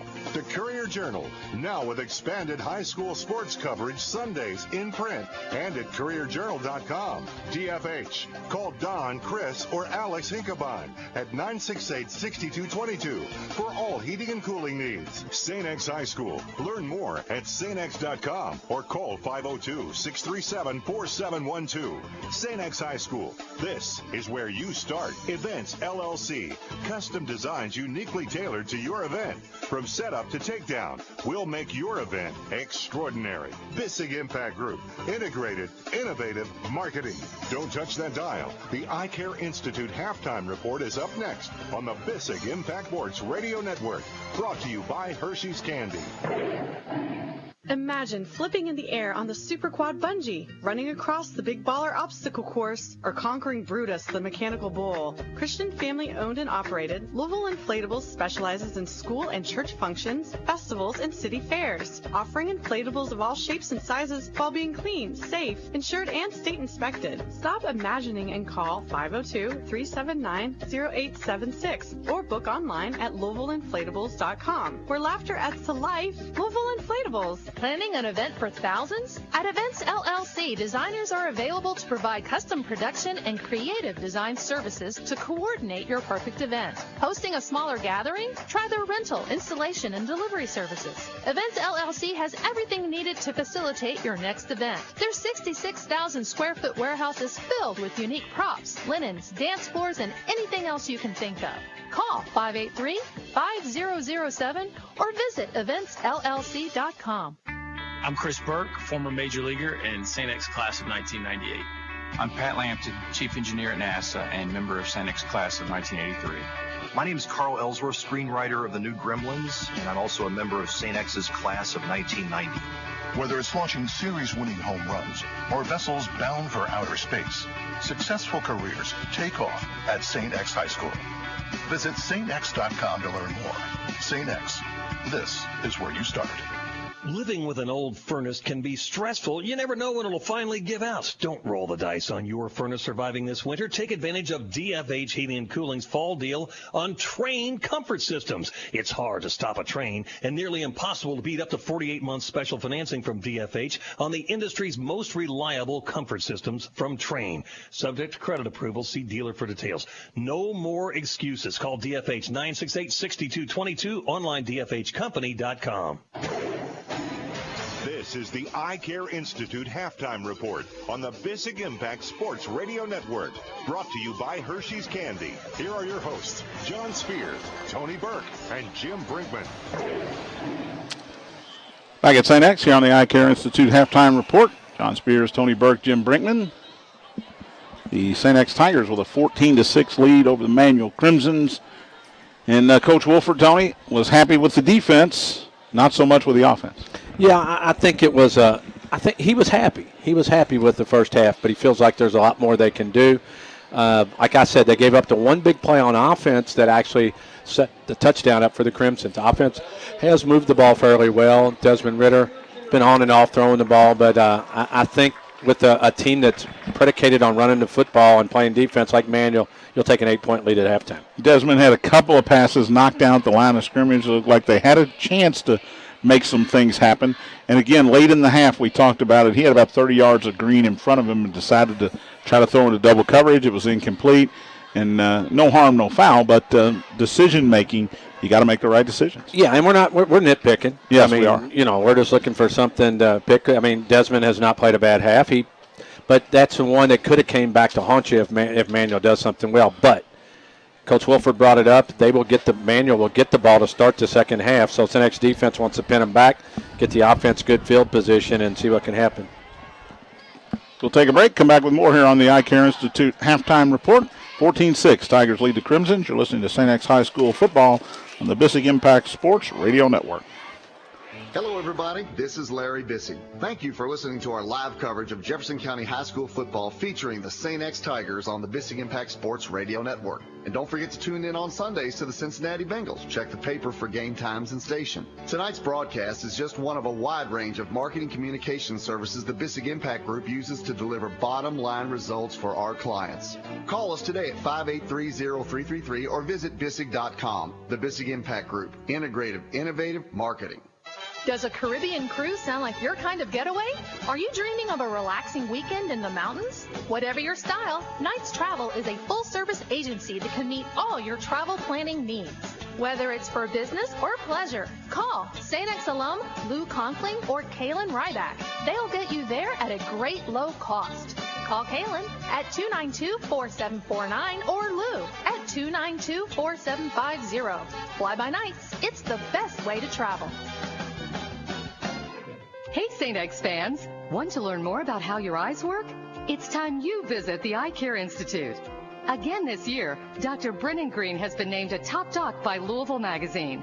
Dr. Green and the doctors at the Eye Care Institute can meet all your vision needs.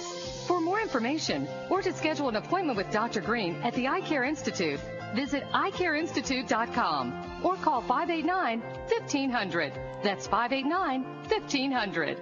Season after season, Hershey's has the most talked about team of sweet treats. From the all-star combination of chocolate and peanut butter in a Reese's cup to the delicious flavor of the milk chocolate bar that started it all, Hershey's brings its best to every game.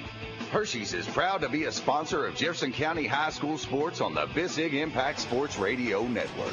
Stop by your nearest Kroger today and pick up your favorite Hershey's treat and find out why Hershey's and high school sports are the perfect match. Back at St. X, John Spears, Tony Burke, and Jim Brinkman. And I have found my readers, Tony. That's the good news. A little panic going on here. If I don't have my readers, you're taking over. You're getting old. Some of the other, check on some of the other sports over at St. X. First, we'll stick with football. JV's victorious over at Manual Stadium on Monday, 35-0.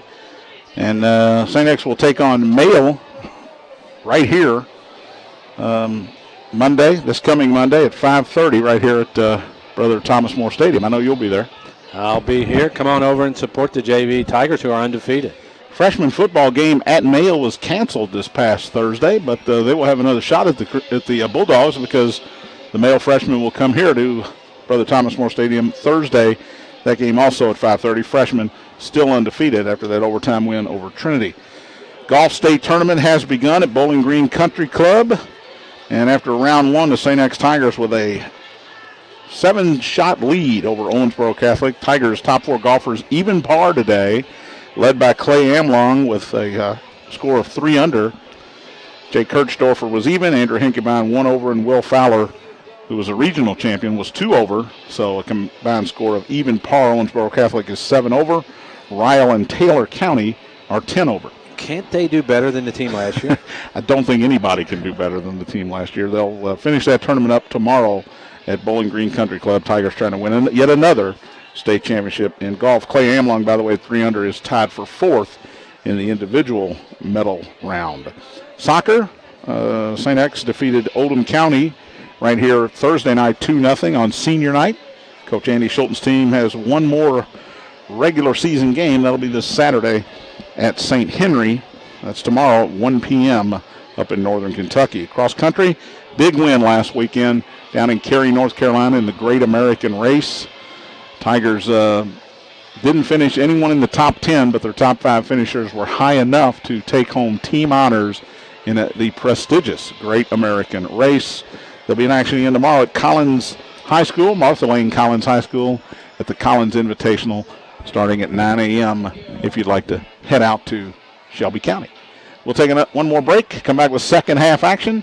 St. X leading the Manual Crimsons here in district game 14-6 at the break. You're listening to St. X High School football on the Bissig Impact Sports Radio Network. This This has been the Eye Care Institute Halftime Report. Stand by for live second-half action on the Bissig Impact Sports Radio Network. Brought to you by Hershey's Candy.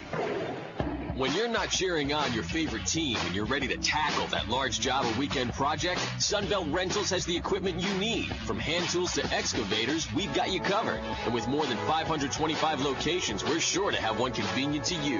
Whether you're a do-it-yourselfer or contractor, you can rely on the experts at Sunbelt Rentals. Call 1-800-NO-SWEAT or visit sunbeltrentals.com for a location nearest you. So what are you waiting for? Get it done. Rent it now. Does a Caribbean cruise sound like your kind of getaway? Are you dreaming of a relaxing weekend in the mountains? Whatever your style, Knights Travel is a full-service agency that can meet all your travel planning needs. Whether it's for business or pleasure, call St. X alum Lou Conkling or Kaylin Ryback. They'll get you there at a great low cost. Call Kaylin at 292-4749 or Lou at 292-4750. Fly by Nights, it's the best way to travel. Living with an old furnace can be stressful. You never know when it'll finally give out. Don't roll the dice on your furnace surviving another winter. Take advantage of DFH Heating and Cooling's fall deal on new Train comfort systems. It's hard to stop a train. Visit trainbiggame.com for your chance to win a $2,000 rebate. Call DFH 968-6222 for details, or visit dfhcompany.com for complete program eligibility, dates, details, and restrictions. DFH. For over 20 years, Signs Now has been Metro Louisville's go-to source for custom signs and banners. Vehicle lettering, trade show displays, lighted signs, you name it. We deliver durable, high-impact graphics and quick, affordable service. Signs Now is the choice for all your signage needs. Want proof? Just ask the Bissig Impact Group. We're their official sign provider. For more information, call 502-491-8180 or visit us online at signsnow.com. You're listening to exclusive coverage of the St. X Tigers and Jefferson County High School football on the Bissig Impact Sports Radio Network. Brought to you by Hershey's Candy. This season's live play-by-play coverage is sponsored by Hershey's Candy. Make every day a little sweeter when you pick up your favorite Hershey's Candy at any Kroger store. The Eye Care Institute. Call St. X grad Dr. Brennan Green at 589-1500 or visit the website at eyecareinstitute.com. Knights Travel. Fly by Nights. It's the best way to travel. Courier Journal. The Courier Journal. Now with expanded high school sports coverage Sundays in print and at courierjournal.com. DFH. Call Don, Chris, or Alex Hinkabine at 968-6222 for all heating and cooling needs. St. X High School. Learn more at stx.com or call 502-637-4712. St. X High School. This is where you start. Events LLC. Custom designs uniquely tailored to your event. From setup to takedown, we'll make your event extraordinary. Bissig Impact Group. Integrated, innovative marketing. Let's head back to the field for the second half and join John Spears, Tony Burke, and Jim Brinkman for tonight's big game. Welcome back to St. X. John, Tony, and Jim. Both teams back out on the field as we are close to starting the second half. Crimsons will get the ball first. Tigers lead it here 14-6. Touchdown pass from Desmond Ritter and a 1-yard touchdown quarterback sneak from Desmond Ritter. And the Tigers defense has been outstanding tonight. And as Will Wolfford said to Jim Brinkman during halftime, one big pass play was the only blemish on this Tiger defense. What was the yardage on that pass play? Do you remember? 34 yards, I believe. 34. From the 50, they got to the 16 on that one. Crimsons only have 89 yards of total offense, so take that 34 off of there. Yeah.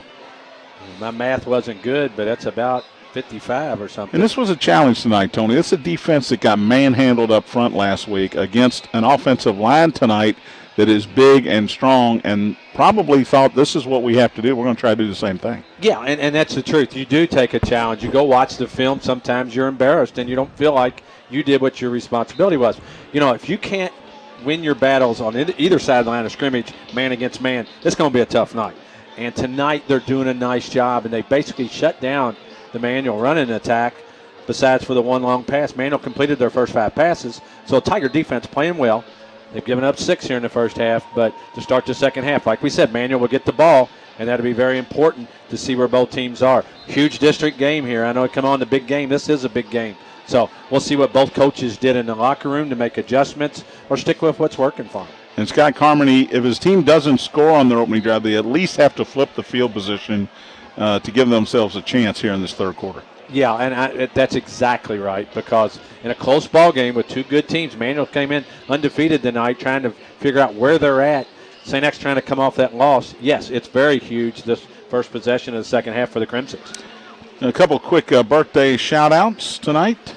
Monday, it'll be Tony Burke, my partner. Is that the Tony Burke holiday? It's the Tony Burke holiday. Some call it Columbus Day, but it's apparently the Tony Burke holiday. And he will turn 39 again. And then, more importantly, I want to say a happy birthday Tuesday to my daughter, Macy. She will be 20 years old, my youngest. And all that means is I'm an old man. And I'd like to say happy birthday to my sister, Denise Hayden. Luke Hayden fame here at St. X football. Denise's birthday, my sister, is the 12th. Well, that's crazy. She's older than me, though. So make sure almost a year, but not quite.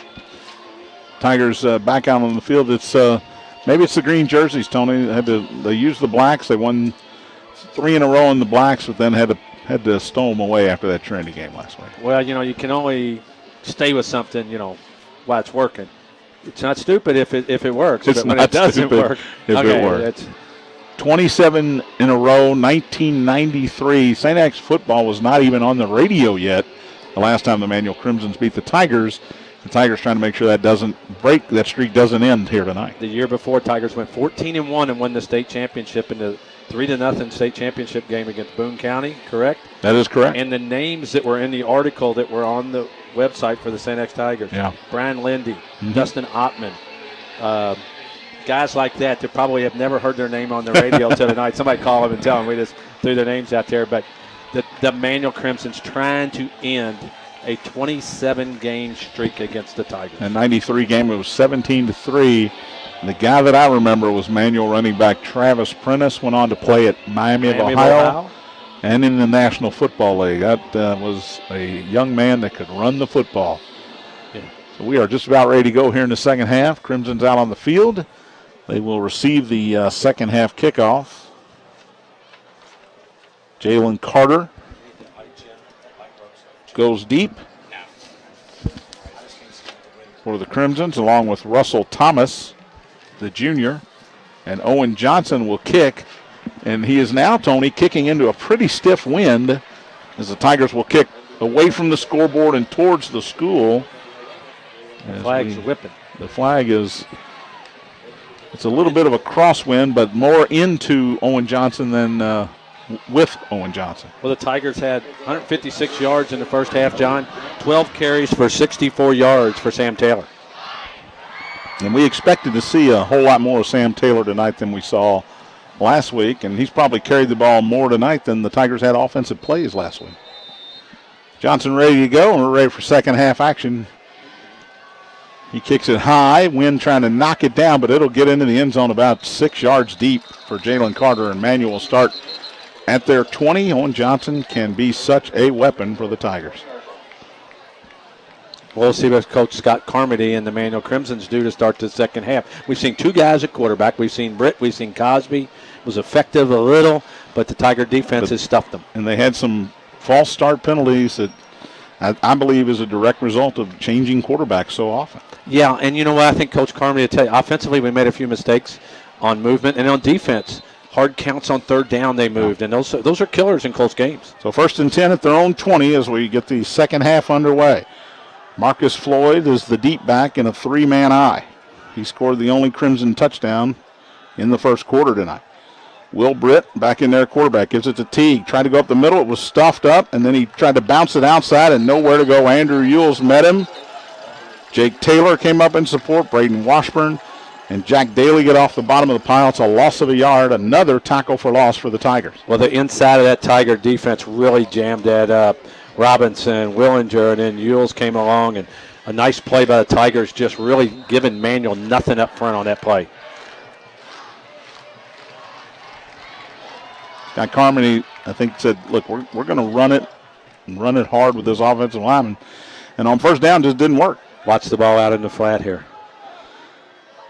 Offset eye in the backfield, one receiver each way on 2nd and 11. Britt wants to throw. Pressure comes up the middle, drops it off, and it is dropped by the tight end Overstreet. Had it at the 20. Cronk and Kyle Robinson were in the vicinity, and Overstreet, I think, just tried to take off before he caught it. It's 3rd and 11. Well, great pressure up the field to make him get rid of it. That second early, and Stouffer came up quick from his safety spot, too, so there wasn't anything there. So not the way Coach Scott Carmody wanted to start the second half. 3rd and 11 for the Crimsons at the St. X at their own 19-yard line. Tigers lead 14-6. Matt Motley goes wide to the left, Carter to the right.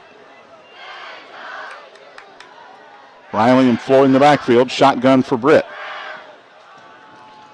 Straight drop, wants to throw, looks left, now he's just going to heave it to the right, looking for Carter, and terrific defense. Oh, and a flag comes out.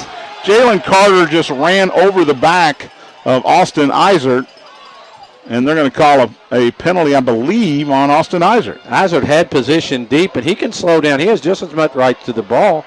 And, John, we'll see. That's going to be offensive interference. Okay, we'll lay off of you, buddy. I still think it's a no call, but and I agree. Carter and Eisert did collide, and it's going to be 4th down. Tigers, no way they take this penalty. Well, I guess what the referee thought was Eisert had a chance to catch the ball, and Cosby ran it to him. I'm saying that's what he thought. I'm not saying he's right. Well, he's thrown 2 pink flags. Love the pink flags for Breast Cancer Awareness Month. Why are the Tigers taking this penalty? Will Wolfford's walking out of the field going, no. We don't want this penalty. Yeah, don't assume if you're a referee. Yeah, it's 4th down. 4th and 11 at the 19. Scott Carmody was saying, yeah, please take the penalty. We'll throw it up again. And a great job by the Tiger defense on this first possession of the second half. So a 3 and out, and Will Sissel will come in to kick it away. Ball still at the 19-yard line. Ginter and now Jake Taylor deep for the Tigers. You really want to catch the ball here and not let this field possession flip. Both teams have not done a good job in the return game. Tigers with 8 at the line of scrimmage. Low snap. Sissel does a good job to get it out of there. It's high and wobbly and short and bounces at the 40. Takes a Tiger roll back to the 35. And it is downed right at the 35-yard line. So only a 16-yard kick that time for Will Sissel, by far his poorest of the night. And when a manual player does what they did, they swatted the ball to down it. That's still a live football. And if you're a St. X Tiger, pick it up and run. Nothing bad's going to happen. It's like a balk in baseball. Even if you fumble, you get the ball back. Get it where they touched it. Absolutely. 1st and 10 Tigers. Great field position for their first drive of the second half at the manual 35. Love to see him run a wheel route here, John. 2 to the right. It's Mueller in the slot. Rolling that way is Ritter. Now it's a throwback. Not open as Blinko, and it's over his head. A good job by Ritter to not throw it into the defender. And a terrific job, I think, by John Sneed to stay at home and not let Mac Blinko just sneak out of there. Well, I like the play. I like the play, but if you're Dez, I don't know if he tried to throw it away. That's a dangerous-looking pass, and luckily for the Tigers, it falls incomplete. Max Masterson is in at wide receiver as well. Good to see him back. He's been banged up a little bit this year. He's in motion from right to left. A whistle and a flag and a false start, I believe, against the Tigers. Wow. You get great field position to start the second half. You get an incomplete pass, and then you get a legal procedure. And we get a new lineman into the game. We won't tell you who's coming out, but Wellinghurst comes in at tackle. So 2nd and 15, ball back at the 40. 2 to the right, 1 to the left. Garrett is to the left, the short side of the field. Taylor and Blinko in the backfield with Ritter. In motion is Masterson. Des takes a snap, gives it to Max Masterson. Running left, cuts inside, hit hard, fights his way forward inside the 40 to about the 38. Minimal gain of a couple to bring up 3rd and long. You know, that's one play that's been effective for the Tigers in the past, but this year it's really not worked. I don't know if the blocking scheme's not right or something, but the Tigers have only got minimal yardage on those plays, and you have to run it too to keep them honest is the main thing. So empty backfield this time, 3 receivers to the left. Garrett tight in on the left side, 3 receivers to the right, I should have said. Ritter wants to throw, still looking. Now he pulls it down and takes off. He's to the 35, makes a move at the 30, pushed out of bounds there. They'll give him the 29-yard line, I believe, and it'll be 4th down and 4. Tigers had no reason to not go for it here. Yeah, and that's a nice decision by Des Ritter. He had one guy out here, too, that he fought off, and, if he can get by him, even more yardage. So Tigers move the ball down to the Crimson 29-yard line. Looks like 4th and 4. He got 9 on the play, and they will set up to go for it. 3 to the right, 1 to the left here on 4th and 4. Blitz comes up the middle. Ritter throws. He's got a man. Taylor at the 30. Has to get the first down. Does inside the 25 and spun down at about the 20-yard line. Bryce Cosby with the tackle. They'll spot at the 21. They needed 4. They got 8, and it's 1st and 10 Tigers. And that's an underrated part of Sam Taylor's game is catching the football. Ran a nice little out pattern coming out of the backfield, the old rollout pass we used to call it in grade school, and Desmond Ritter right on the money, and Sam Taylor fights 2 guys off and gets the first down. Tremendous point, Tony. Sam Taylor's a terrific pass catcher. 2 receivers left on first down, and it's Jack Albers in there. He gives it to Ritter, who wants to throw. I think the Rams might have seen that one coming. Now Dez is running across the other side of the field, and he's tripped up at the 21. No gain. He ran about 40 yards, and it's 2nd and 10. Are we trying to trick people, leaving our quarterback in and running back with a different quarterback? I think maybe if you hand it to Albers, they could bite. And that's what the Tigers tried last week. I actually ran the ball good. Albers did on his run last week. But the trickeration there, John, I'm kind of confused about. 2nd down. That's a loss of a yard on the play. It'll be 2nd and 11. Back of the 22. Mueller and Cahalan to the right. Garrett to the left. Option left. Pitch to Taylor. He's got some room at the 20. Cuts inside 15. Lowers his shoulder and gets to the 10-yard line. And that's a 1st and goal for the Tigers. Got 12 on 2nd and 11. And Cameron Garrett did a phenomenal job out here on the corner. He didn't have to block him hard, but he stayed with him the whole time, and that got the shield on that pitch and got the Tigers down to the 10-yard line. Tigers in the green zone again. Brought to you by the Eye Care Institute. Dr. Brennan Green. 1st and goal right on the 10-yard line. Blinko is the H-back. Taylor is the tailback. Ritter the quarterback. 2 receivers to the right, 1 to the left. In motion, Cahalan. They give it to him on the jet sweep. Gets a block, can't get around the corner, though, and pushed out of bounds by Sneed. He got to the 9, so give him a yard. It'll be 2nd and goal. And we will tell you something. Early in the year, that was a called play where they just handed it off or Ritter kept the ball. Now it's up to Des Ritter to read the defense, give it, and that time he decided to give it to Cahalan, and Cahalan gets 2 yards. So it's 2nd and 8 from the 8. And 8:34 left in the game. Tigers lead 14-6 in the 3rd quarter. Garrett and Mueller wide to the right. Handoff Taylor. Cuts inside. Fights his way to the 5, but no more than that. He's hauled down from behind. It'll be 3rd down and goal. They'll actually spot it just outside the 5.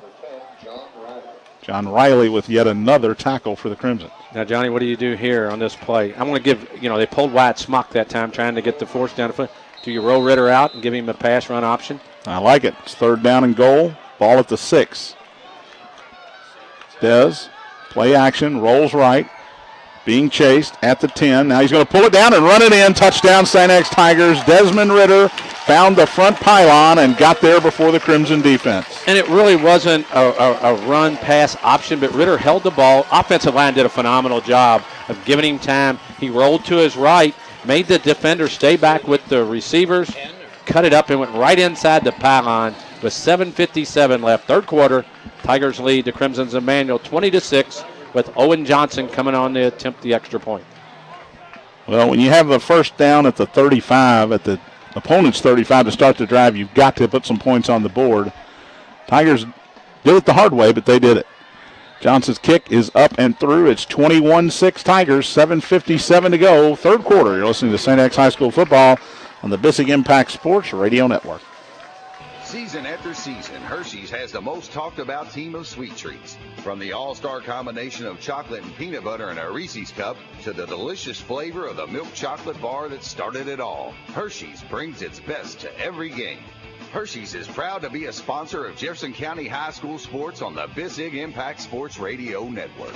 Stop by your nearest Kroger today and pick up your favorite Hershey's treat and find out why Hershey's and high school sports are the perfect match. Hello, everybody. This is Larry Bissig. Thank you for listening to our live coverage of Jefferson County High School football featuring the St. X Tigers on the Bissig Impact Sports Radio Network. And don't forget to tune in on Sundays to the Cincinnati Bengals. Check the paper for game times and station. Tonight's broadcast is just one of a wide range of marketing communication services the Bissig Impact Group uses to deliver bottom-line results for our clients. Call us today at 583-0333 or visit Bissig.com. The Bissig Impact Group. Integrative, innovative marketing.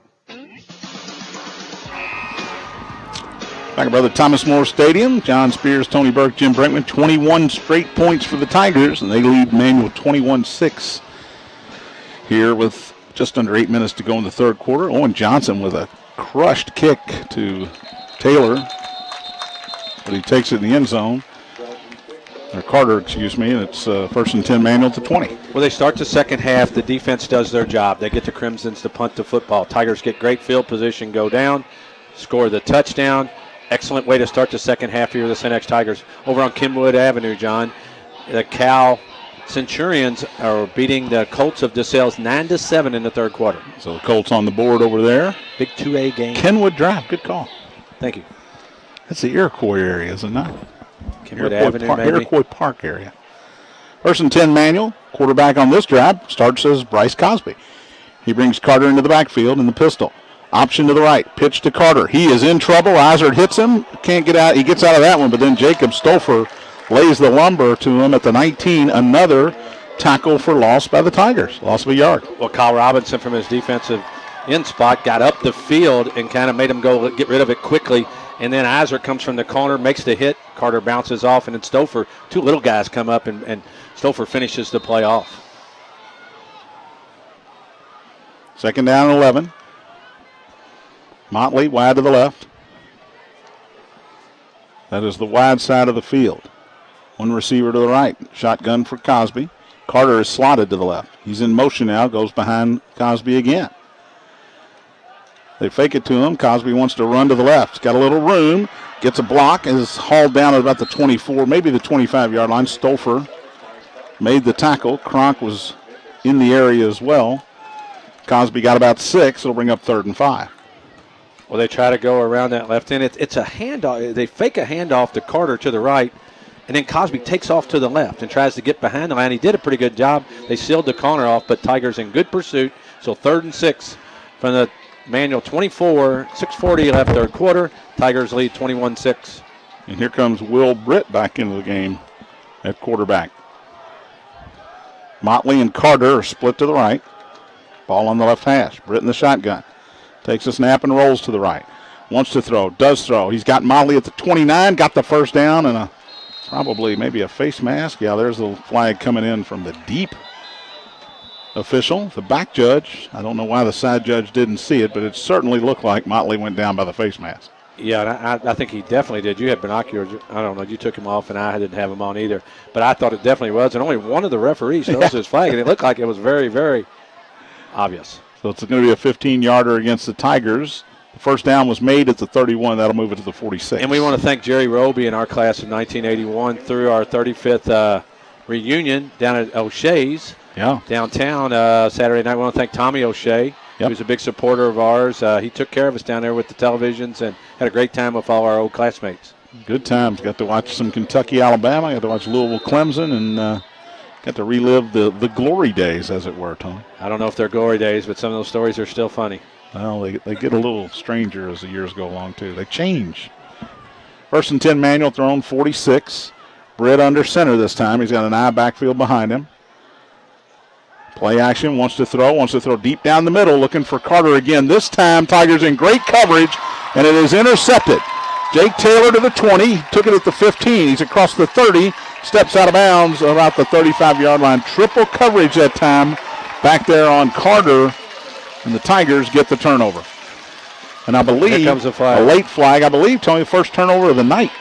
You're right, John. And I think the Crimsons were upset that Cronk threw a late block over here by the St. X sideline, and it was an uncalled for block. And I didn't see a flag go up, and some of the Crimsons were very upset.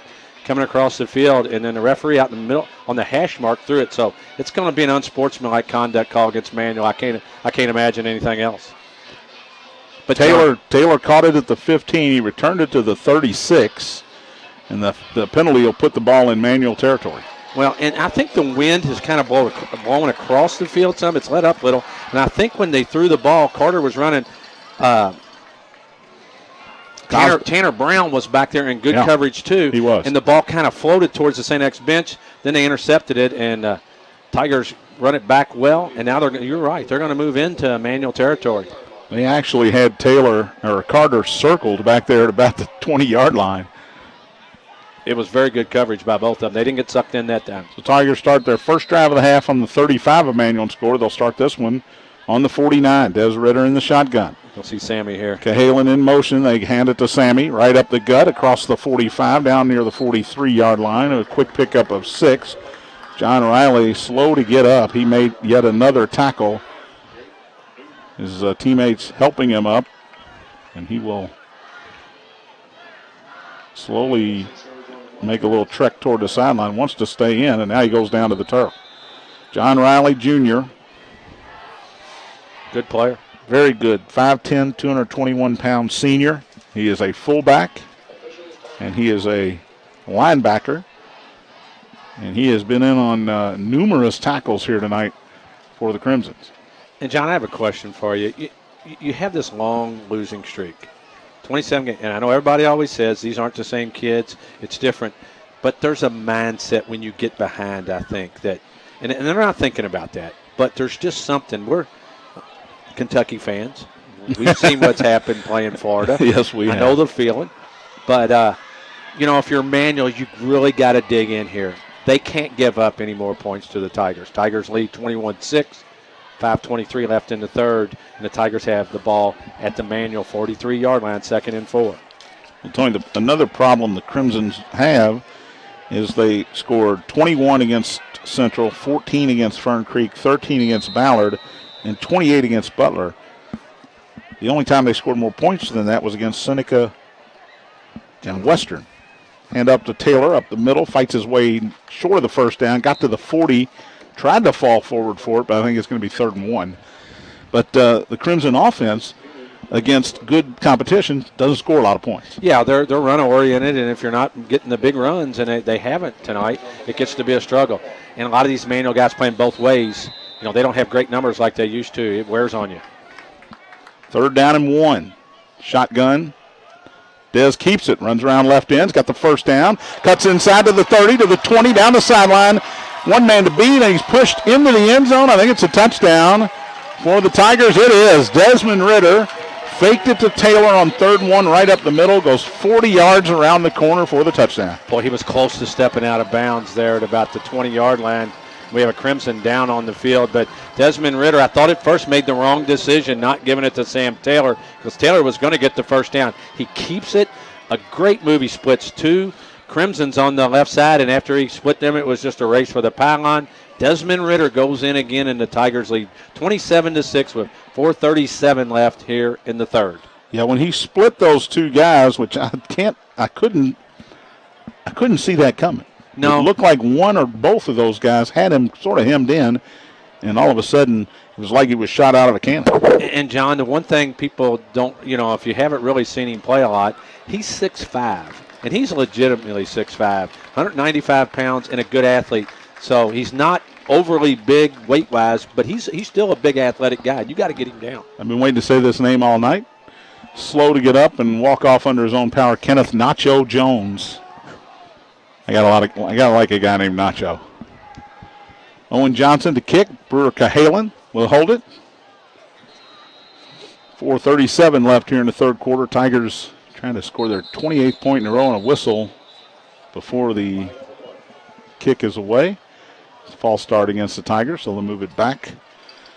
And it'll turn into a 25-yard extra point. I think Owen Johnson has enough leg to back up 5. I think in Hurricane Matthew, he's got enough leg to back up 5.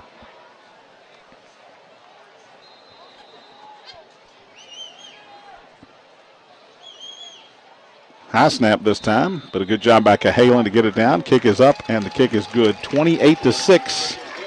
Tigers. And a very impressive performance. Will Wolfford was concerned about the offense, Tony, at halftime. They've missed some things that they should have hit. He's got to be happy with these first 2 drives of the second half. Oh, wow, what a way to start the second half. You get the 3 and out on the first one, you score, you get the ball back. Can't ask for more than that. 14-6 at halftime, and with 4:37 left in the third, you've already scored 2 touchdowns. You're up 28-6. Long way to go here, but if the Tigers can hold on, then you got the big district matchup at Mail next week. We'll be there, and that will basically be for a district championship if the Tigers can hold on tonight. And it will be. I mean, you still have Butler, but Butler. And Mail still has to play Manual, too. Right, and you know, that's a big game, and don't sell these guys short. Tonight, the Tigers offensively have done a nice job, but give that defense credit. That defense has basically shut Manual down. The one big play on the touchdown drive, and besides for that, Manual does not have a lot of yards in this football game. Quick update, Christian Academy now leads DeSales 12-7 at the end of 3 quarters over at Paul Cox Stadium, DeSales High School. Owen Johnson in to kick it away. Once again, Jalen Carter back deep with Russell Thomas, the junior. And if you can keep the ball out of Jalen Carter's hands and more specifically put it into the end zone, that's a win right off the bat. And this time near the back of the end zone before Carter brings it in. And for the 3rd time in this half, Manual will start at their own 20. Manual getting a little frustrated, a little extracurricular activity out there on the field. But, Coach Wolfford, like you said, John, he has to really be proud of his team, the way they've come out in the second half and been taking care of business. You know, you could find yourself a little down coming off last week, but we talked about this. This is the big game in the district tonight. You know, you win this game, you still have, like you said, Mail next week and then Butler, but you put yourself into a good spot. Will Britt back in at quarterback. He's under center. Quick throw to the left to Carter. Hemmed in. Now he gets away from the first man, Patrick Owen, with first contact. Finally, Carter pushed out of bounds over near the Manual sideline. Jake Netherton in at defensive back, able to push him out of bounds. Not until Carter gets to the 26-yard line. It's a gain of 6. Well, that's basically a running play. They throw it out quickly to Carter. They try to get the 6'2" wide receiver athlete the ball, and that's tough to make a tackle out in space when you got a guy that good. And, you know, he's committed to Ball State, but he looks like a guy that could even play a little higher than Ball State to me. Tigers have Owen Weiss in now, along with Netherton at the corners, Nick Mullaby in at safety, along with Jacob Stouffer. 2nd and 4, 3-man eye in the backfield. Give it to Teague, second man through, short of the first down, but he got about 3 to the 29. He just leans forward, and it's 3 yards. Well, the sophomore Patrick Owen in it, middle linebacker, came up and made a nice tackle on the big guy with the football. And it's also, Tony, good to see the linebacker Doug Schaffner in there. He's still got that big mallet on his left hand, but it's good to see Schaff back in the lineup and getting some reps. Peyton Mattingly in at one defensive end, and we've got a few different Tigers in the ball game, and I believe that's Parker Ashlock on the other side. Ball's at the 28, 3rd down and 2 for the Crimsons. Tight formation. Long snap count. Britt gives it to Floyd, and he is hit and dropped short of the first down. Mattingly was one of the first guys there. Ian Bentz, who we asked about earlier in and there, Max Willinger made the tackle. And it'll be 4th down, and here comes Sissel back out, a loss of about a half yard on the play. And this really throws Manual out of their rhythm, being down three scores, a running team. You want to throw it some, but you can't go away from it. And, boy, great job by the guys from St. X to get the stop here. Tigers keep their base defense in there, and Nick Mullaby will go deep. They don't believe they're going to. It's 4th down and about 3 at the 27 for the Crimsons. And what do the St. X coaches tell their guys up front? Play it like they're going to don't move. Run the football. Yeah, stay on side, absolutely. Clock running, under 3 minutes left here in the 3rd. This is not Sissel. This is a new man in there to kick it away. and he booms it. Where's he been all night? Malabai takes it back, drops it, and falls on it at the 37.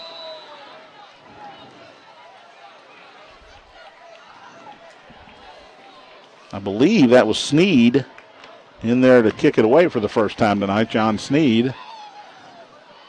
But no harm there on the muff as Nick Malabai able to fall on it at 37, 1st and 10 Tigers, 2:43 to go in the quarter. This is the first right here. Wellinghurst is going to center. I saw him over here snapping the ball. He's been playing tackle all year long. He's come in at the center spot.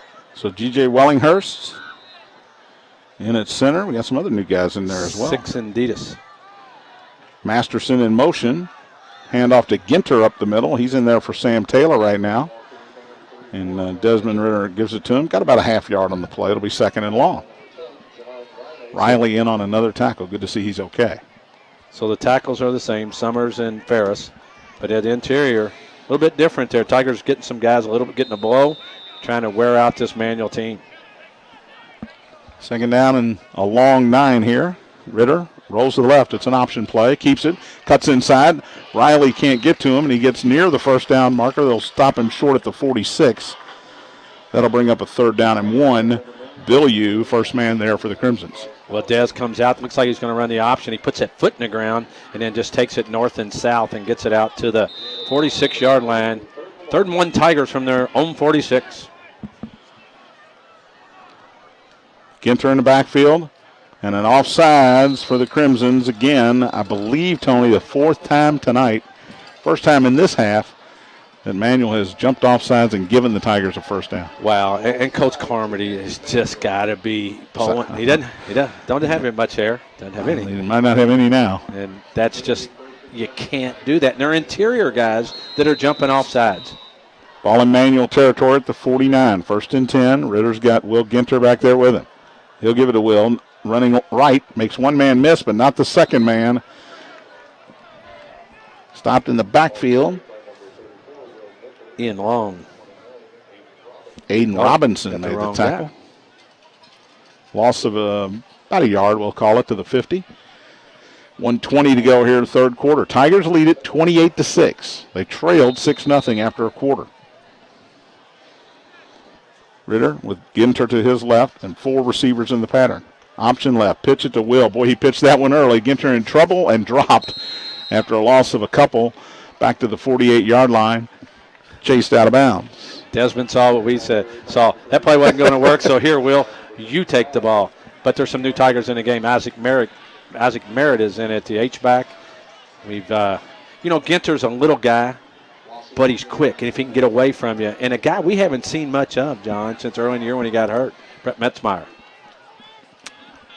Keon Ferris made the tackle over on the St. X sideline. A little delay here. And that's because there's a player down on the St. X sideline, and it's a Tiger. Do you see Will Ginter anywhere? He's a little guy. He's hard. Yeah, I saw him just get up off the ground. R.J. Romero helping Ginter over to the bench. Looking at his right leg, and we'll get an update from Jim Brinkman after the game. Or should we make him run down there now, Tony? I think he can run down there, get some, some things, tell us some stuff, and then come back. I think it's a good call. 3rd and 13. Empty backfield. Meredith, Masterson, and Metzmeyer wide to the right. 1 receiver to the left as well. Dez wants to throw. It's that little, Tony calls it a missile screen to Masterson. He's back to the 50 and no more. Gain of a couple before he's tackled by Robinson. Play hasn't been really effective tonight. Manuel's played very well. It's when they run the receiver from the slot in behind the offensive line. The offensive linemen are trying to get out and get on blocks, and Manuel does an excellent job. The other receiver, John, was Will Crum, who was in the game. And then Coach Wolfford hound Will Crum. Not necessarily for this year, but played well in the JV game. He believes the future's bright for Will Crum. So the Tigers will send Zach Collins out for the first time here in the second half. Kick it away. Under 30 seconds left here in the 3rd quarter.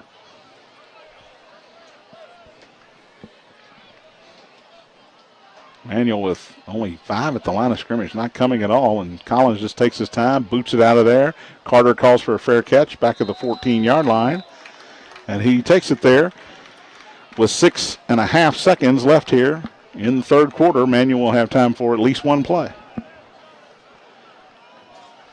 A really nice quarter by the St. X Tigers. They outscored the Crimsons 14-0. Played a lot of different guys in it, both possessions, defensively and offensively. So Coach Wolfford's pleased about that, and they back up the Crimsons back to their 14-yard line where the Will Britt will come onto the field, I believe, as a quarterback. Or am I? Yeah, I am correct. It's hard to tell between Britt and Cosby, who are 17-7. It was yeah, that's correct. 36-yard punt that time with no return for Zach Collins. He's done a nice job tonight. Marcus Floyd is the lone setback. And a whistle and a flag comes down, and it's going to be against the Tigers. They must have lined up offsides because I didn't see anybody move. But it'll be 1st and 5 for the Crimsons as they move it out to the 19-yard line. 28-6, Tigers lead it. 6.3 seconds left here in the third quarter.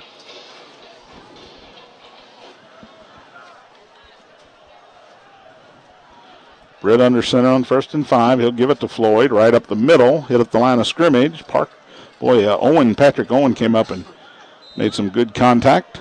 But that'll do it for the third quarter.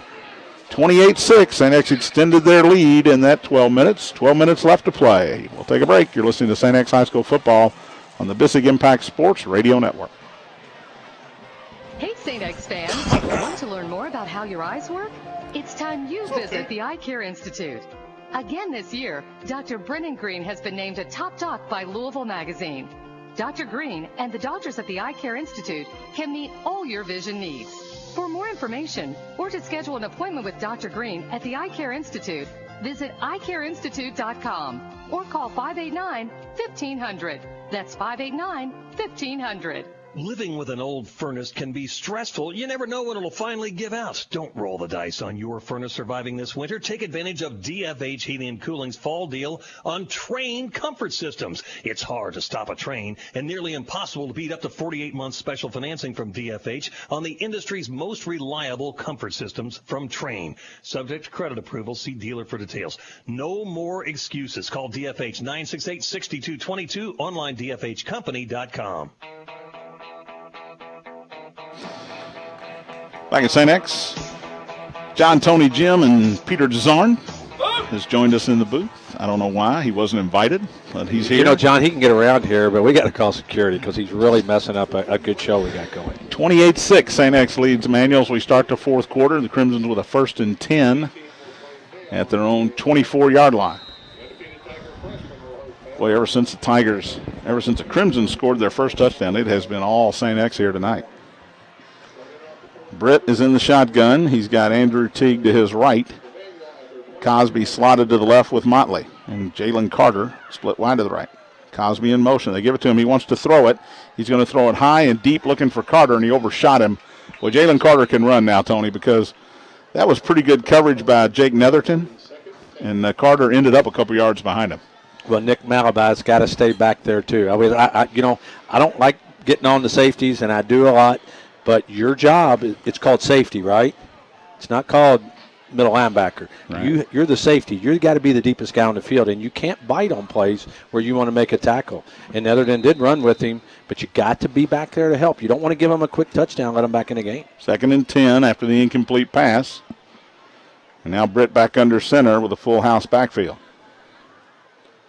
Second man through is Riley. Gets out of one tackle, fights his way forward about the 29. We'll give him 5 on the play. Ian Bentz had a hold of him, and he just sort of dove for an extra couple yards. So 3rd and 5 for the Crimsons at their own 29-yard line.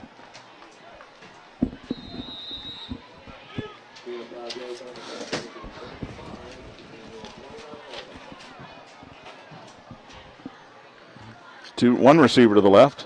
Tight formation here on 3rd and 5. Britt with an eye backfield behind him. Long snap count. 3rd man through, and that's Robinson, Aiden Robinson. He gets a couple out to the 31, maybe the 32, and it'll bring up 4th and a couple. And I think if you run that play, you're assuming you're going to go for it on 4th down, but it looks like the punt team's coming in. Well, Yules did an excellent job of stepping up there and jamming that play up. Didick came from the outside linebacker spot, and Manuel's going to kick it away, 4th and 2 from their own 32 with 10:47 left in the football game. Tigers have scored 28 unanswered and lead 28-6 over the Manuel Crimsons. And this is actually the guy that punted last time, also the place kicker, Nick Kopp, who is in. And it's a fake. They kick it to Robinson. He's got all kinds of room. To the 40, to the 50. Jake Taylor misses him. He gets down to the 45-yard line of St. X. And a first down for the Crimsons. They tried to run that one in the first half, but had a false start on it. Well, the Tigers do not do a very good job there of defending that. You got to be thinking it could happen. I can understand them making a great play and make it, but they just snapped it and split the Tigers and took off running. So Manuel gets the ball in the Tiger territory at the Tiger 45-yard line. And if they're going to get that, they should have to make a great play, not an easy play. First trip into St. X territory in the second half for the Crimsons. And they're at the 45. 2 receivers in the pattern. Britt from the shotgun wants to throw it high and deep, looking for Motley. And this is going to be nearly intercepted. A flag comes down. I don't know about that. It's going to be offensive. Owen Weiss was sort of trying to tiptoe the sideline, Tony, and bring it in with one hand, and looked like Motley just pushed him before the ball got there, pushed him out of bounds. Yeah, I don't think he was really going to be able to catch the ball, but the only way it can be is Motley ran into the back of him. So this is going to be the second pass interference call on the Crimsons tonight, offensive. And Owen Weiss did get a hand on that football as it was over on the St. X sideline. And we're not giving Owen Weiss very much credit for making a really nice play. He got back there and had good position, and it's going to be offensive pass interference on the Crimsons. Well, that'll move the ball back into Crimson territory with 10:02 left here in the fourth quarter. Last regular season home game of the year. Tony and I will be, I think, making our way to our favorite watering hole on Clark's Lane tonight after the game. Just for a brief question and answer session. If anybody wants to show up. That's what we do. That's what we do. We like to get out in public, We're here for the fans. Answer questions. Anybody wants to sponsor a show and pay us a lot of money, we're in. 15-yard penalty pushes the Crimsons back to their own 40, and it's 1st and 25. Under center is Britt. High backfield behind him and 2 receivers to the left. Quick throw to Carter in that slot position. Chandler Simpson chases him right into the waiting arms of Owen Weiss. Carter forced out of bounds at about the 42-yard line, a gain of a couple. They'll give him the 43. It's 2nd and long. A district score here in the district. PRP leads Butler late in the game of 4 minutes, 42-6. Nothing we didn't expect. A good PRP team who just went through the gauntlet of St. X, Trinity, and Male. Yeah, it's a tough scheduling for the Crimsons there to put those 3 teams back to back to back. 2nd down, 23 here. They did give him only 2 yards on the play. Britt sends Cosby and Carter to the right. And he hands it to Aiden Robinson, and Andrew Ewells will haul him down short of the line of scrimmage. Max Willinger kind of got in there and messed it up a little bit, and then Andrew Ewells, who's done a great job spelling Ryan Adams here tonight. Adams out with an ankle injury. He is expected back next week, but Andrew Ewells, the junior, he's long, he's lanky, and he's quick. Well, another guy who's played really well was in on jamming that one up was Chandler Simpson. Chandler Simpson in that outside linebacker spot's played very well too, John. They're both of them on that side, and Tiger defense has played well tonight. 3rd down and long for the Crimsons. Cosby and Carter to the right. Holland to the left. Shotgun for Britt. He's got Aiden Robinson back there with him.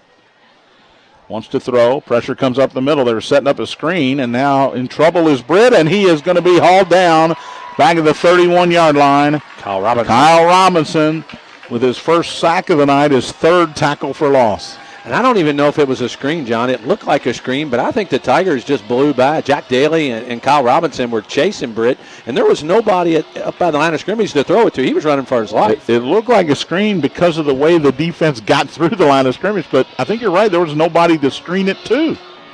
You don't like running screens when you don't have a receiver. And now Sissel's back in to punt it away for the Crimsons. Ginter and Jake Taylor deep for the Tigers on 4th and 34. Not a lot in the playbook for that one. Low line drive taken by Ginter at the 32 on a fair catch. And the Tigers will start right there with 8:17 to go here in the fourth quarter. They only kicked it 5 yards past the down marker. That's how far they went backwards on that play. So Tigers get good field position to start. They'll start at their own 31-yard line. And we got a few other Tigers in the game. Jay Nielsen is at one tackle. 34-yard kick that time for Sissel, and the fair catch by Ginter. Andrew Curley in at the other tackle. Jack Albers is in at quarterback. Ben Chambers is at center. So we've got a lot of guys coming in for the Tigers. Tigers lead 28-6, 8:17 left in the football game. Albers in the shotgun. Gives it to Ginter up the middle.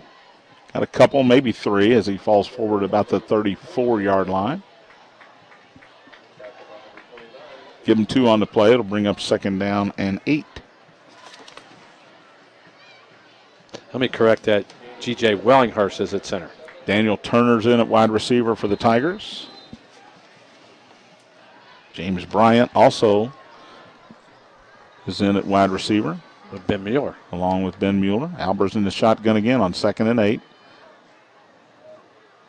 Will Ginter stays in the backfield.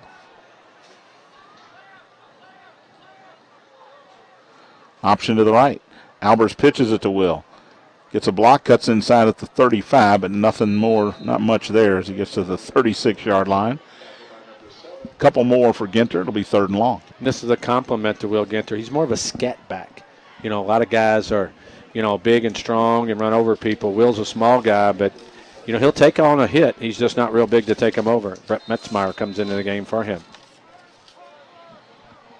And Sean Kerwin is in at that H-back position, the Mac Blinko position. Talked to his dad tonight before the game. A lot of these seniors, they've worked hard to get to this point. They'll maybe not get a lot of playing time. 3rd down and 6 for the Tigers. And Metzmeyer will get the call, and he's hit by Sissel and dropped behind the line of scrimmage at about the 34, loss of a couple, and that'll bring up 4th down. Zach Collins will come in and kick it away for I don't know how many times here tonight.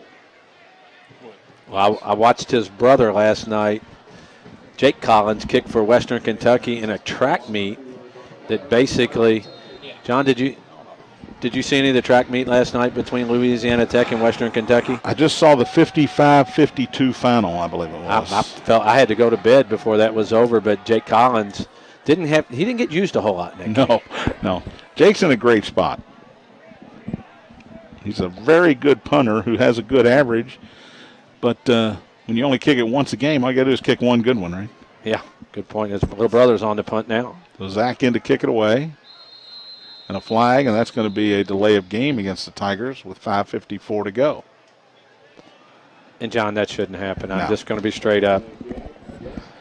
Well, you wonder, they were over here on the sideline getting some different punt teams in there along with Zach. And you got to make sure you only got 11. You got to make sure everybody knows where they're supposed to line up. But there's a bunch of guys down there in coaches' uniforms that somebody needs to speak up. Zach with no pressure. Boots it out of there. Good high kick. Carter's going to come up and take it at the 38. By the St. X bench. He wants to go to the right. There's nothing there, and he is dropped right at the 37-yard line. Parker Mattingly, or Peyton Mattingly, excuse me, the backup linebacker came through. That's St. Martha boy, right? It is, and I think I called him his brother's name earlier, Cameron. Came through Peyton and made the hit. Made a nice play. The Tigers did a nice job of sealing off the punt return. Carter wanted to go right. 3 Tigers cut it off, and then Mattingly makes the tackle. The Tigers get some new defenders in there now, Tony. You got your roster. Whoa. Knock it out. Up front, we've got Ben Shugart in the game. We've got, I think that's Bryce Gettings in at the nose, another senior. Sam Dedek's in there at linebacker. Yules is still in there, so I don't have to tell you him. Is that Gillespie over on the corner? I believe it is. Rolling right is Britt, wants to throw. Does throw. It's caught. Carter, first down across the 45 out near midfield. Pushed out of bounds. Jack Cronk in on the tackle along with James Myers. And, John, we want to remind people that this is senior night for the Tigers. Tigers still have 3 regular season games left. Mel, Butler, and Cincinnati St. X. They're all on the road. So tonight is senior night. Hopefully they will get to play a lot more games here at St. X High School in the playoffs. But it'll be a while. Britt on 1st and 10 at the 48-yard line. Zone 48. wanted to pitch it, and the ball came out of his hands. It's on the ground. It's loose. And Britt came out of there with it. Daly, Diedick, and Shugart all diving for the football, but boy, as Britt went to pitch it, he didn't have the football in his hands. That's not a good thing. Not a good thing. Loss of a yard back to the 47, second and long. And after this one's over, we're down to 5 minutes left. Tigers lead 28-6 over the Crimsons here at Paul M. Young Field and Brother Thomas More Stadium. And get out next week and watch the Tigers and the Bulldogs out of Male High School. Logan Houck gets his first action at safety tonight. Britt with a quick throw to the right, caught back Carter at the 50, pushed out of bounds as he got to about the 48-yard line. It's a gain of 4. Dalton will bring Gillespie up third and about 7. Dalton Gillespie, the former running back who they moved him a couple of weeks ago, and Coach Wolfford told me he's taken to it very well. Very athletic young man is Dalton Gillespie. And Logan Houck is the little brother of Noah Houck. Yep. So another senior in the ball game.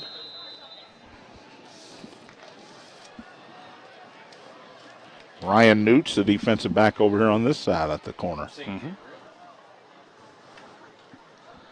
Carter and Holland come wide to the left. And I believe Britt's still in at shotgun. He's got Aiden Robinson back there with him on third and about 7. Quick throw to the left. It is through the hands of T.J. Holland. Newts on the coverage. And that'll bring up fourth down. Clock stops, 4:40 to go. Just go ahead and go for it if you're Coach Scott Carmody and the Crimsons. Trail about 22 points with 4:40 left. Why not?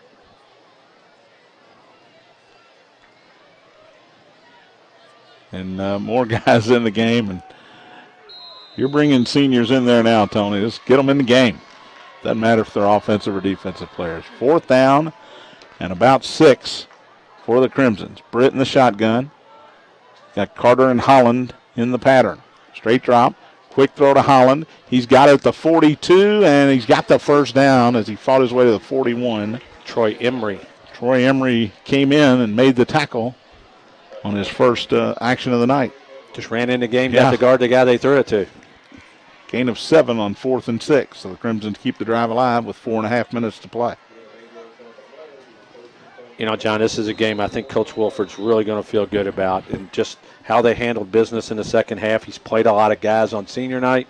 It's just, unless something really goes crazy here, a really nice night for the Tigers. Britt in the shotgun. He's got 2 to the right, and he'll roll that way.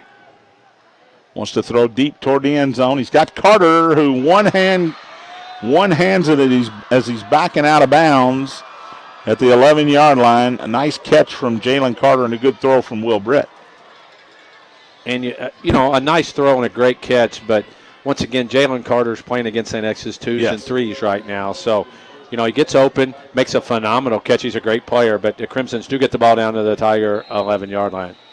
4:06 left in the game. Tigers lead by 22. Mason Moorman in on that defensive line now for the Tigers. 1st and 10, Crimsons at the Tiger 11. 3-man I backfield. Second man is Andrew Teague. He's hit at the 10, being pushed forward. The pile is still going forward, and finally Teague goes down about the 5-yard line. It's a gain of 6 when he was hit after about 2 yards, but that was a big pile of flesh going forward. Well, big 72, Cameron Stinnett got in behind and gave that a big old pile, a big old push. 2nd down and 4, ball at the 5. 3:20 to play. Britt under center. He'll hand it to Teague again, and Yules just sort of grabs him and says, "Not this time, big fella." He did get a couple down to the 3. It'll bring up 3rd and 2. Sugar on the bottom, Patrick Owens on the top. And what I like, John, is St. X has not just disbanded the 2s and the 3s in the game and ran out the starters back in. A couple come back in. Now just a couple. Willinger and Robinson in on the defensive line. But all in all, they've stayed with what they have. And I know Manuel's going to probably punch it in right here, but I like what Coach Wolfford's done. 3rd down and 2. Deep man is Robinson. The middle man is Teague, and he'll get the carry, and he is fighting his way in for the Manuel touchdown. Andrew Teague from 3 yards out. And the Crimsons have scored their first touchdown in about 3 quarters. When the Tigers get the ball back, John, if they do get it back, if I see an onside kick, I think you'll see the starters back in the game just to maintain, just so something, goofy really doesn't happen. And if it happens, you can blame me for talking about it. But the Crimsons have to go for 2 here. And Britt will stay in at quarterback. And they've got Sean Pleasant, the defensive lineman, in there at one of the fullback spots, which tells me Teague's getting the ball. He does, and he can't get it. He actually, I believe, tripped over one of his linemen. Kyle Robinson was the closest man for the Tigers.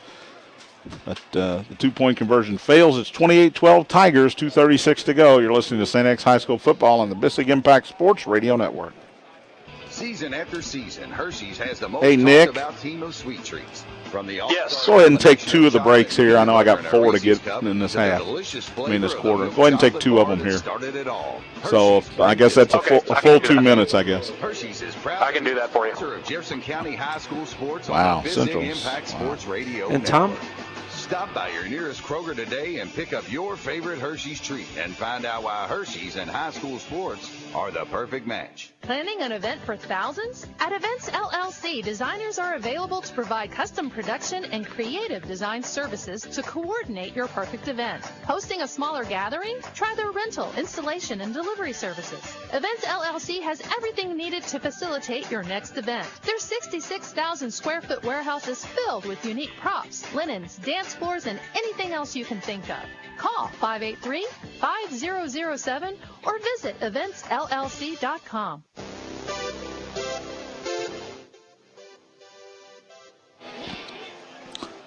Back at Brother Thomas More Stadium, John Spears, Tony Burke, and Jim Brinkman. You're not back. Okay, thanks.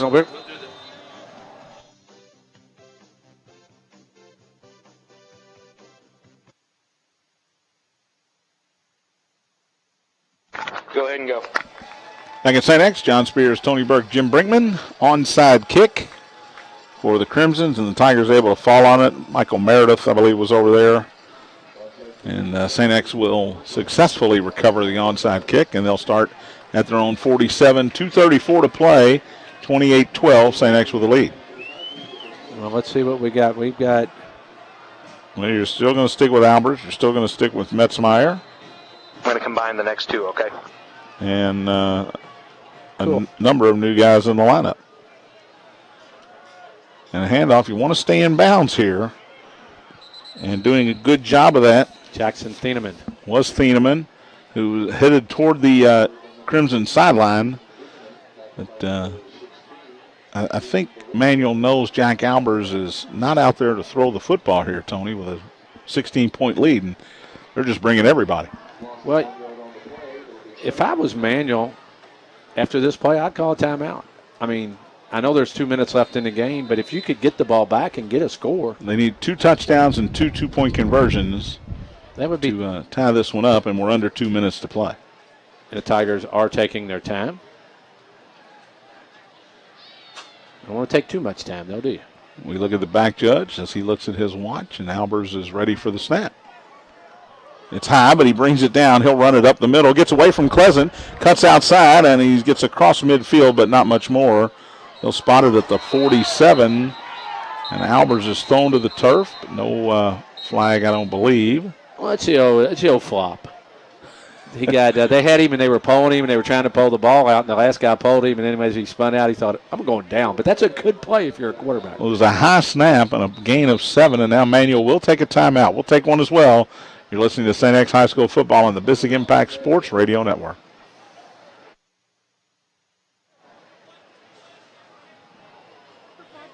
Yeah, I heard you, Nick. That's cool.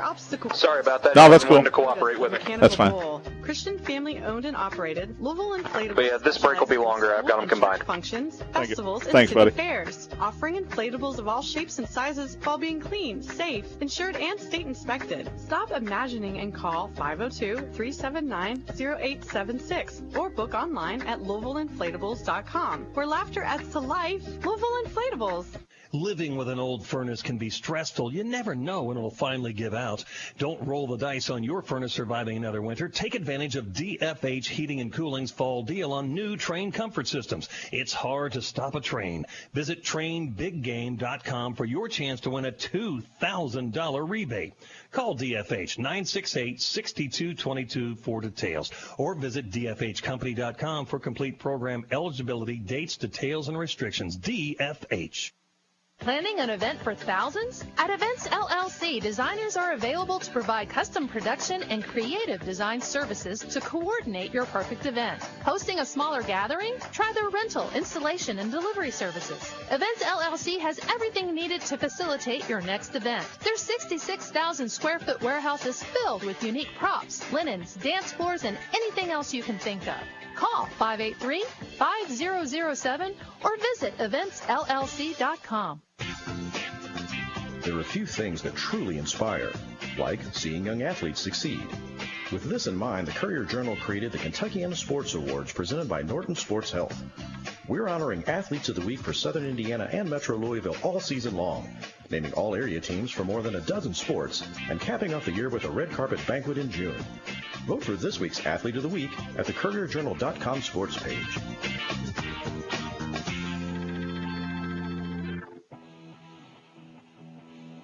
Back at St. X, John, Tony, and Jim. Well, Jack Albers stopped in the backfield on third down, so Zach Collins in to kick it away. Manuel's called 2 timeouts now, and they look like they want to come after this punt.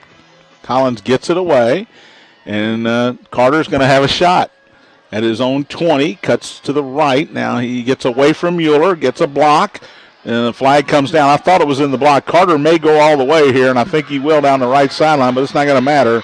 There's a flag back at the 24-yard line, a block in the back, and you talked about it at the break, Tony. You liked Manuel calling those timeouts because St. X might have been playing all the seniors, which is a great thing, but a punt return makes this a ball game, and other than the block in the back, it would have. Well, the block in the back did spring Carter. Yes. Whoever that was had an opportunity to make a tackle, and I didn't see the flag come out originally, but we did talk about it, and I like what Coach Wolfford's done. You got to play these seniors. These kids have worked all year long, but you had to be careful right there because you had control of this game, and one big play, onside kick, and you recover it. All of a sudden, you're holding on for dear life, but Manuel will be backed up, and the Tiger number 1's come out on defense. They'll move it back to the 14-yard line. Actually, a personal foul was the call. Well, no, it's 10 yards. They moved it back to the 14. Now they'll move it to the 12. So it is a personal foul call and not. They move it to the 10-yard line. Well, John, whatever they did call, they called, but it was a block in the back. Yeah. So 1st and 10, Manuel at their own 10 with 1:06 to go. They lead it here 28-12, and now they'll mark it at the 16-yard line. And, John, what do you think they're going to do? I think they're going to throw it up to Jalen Carter. That's what I would do. And if I'm St. X. And a quick timeout here, a whistle. And I'm Coach Bart Bruner. I'm putting 2 guys, one deep and one up. I don't care what my defense is, what I've practiced. You can change during a game. They're still confused on where the ball should be marked. Yep. But wherever Jalen Carter is, somebody should be assigned to him, and then the safety should be back. Am I wrong? Yeah, you're always wrong. Thank you. They are actually going to put it at the 12, which is half the distance, so it is a personal foul at the 24-yard line. But you're right. Maybe it's a personal foul because he hit him in the helmet, in the back of the helmet. Will Britt is the quarterback. He sets up, and he's just going to launch one now. Now he's going to run. Now he throws after he's across the line of scrimmage, so there's a flag. It is caught by Cosby out at the 35-yard line. He's hit and dropped immediately by Austin Eisert. Cosby slow to get up. But Will Britt was about 5 yards past the line of scrimmage. And, John, correct me. I got my binoculars out. Was Carter in the game? That's a good question. I don't believe he was.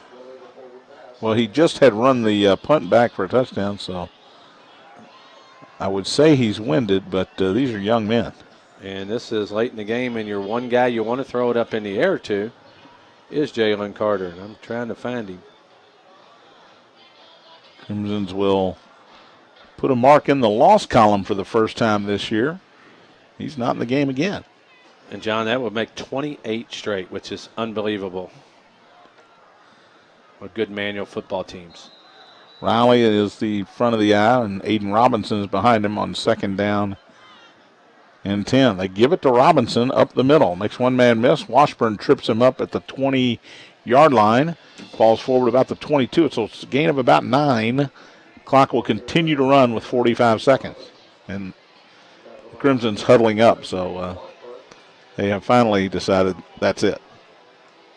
And a final score from in the south end.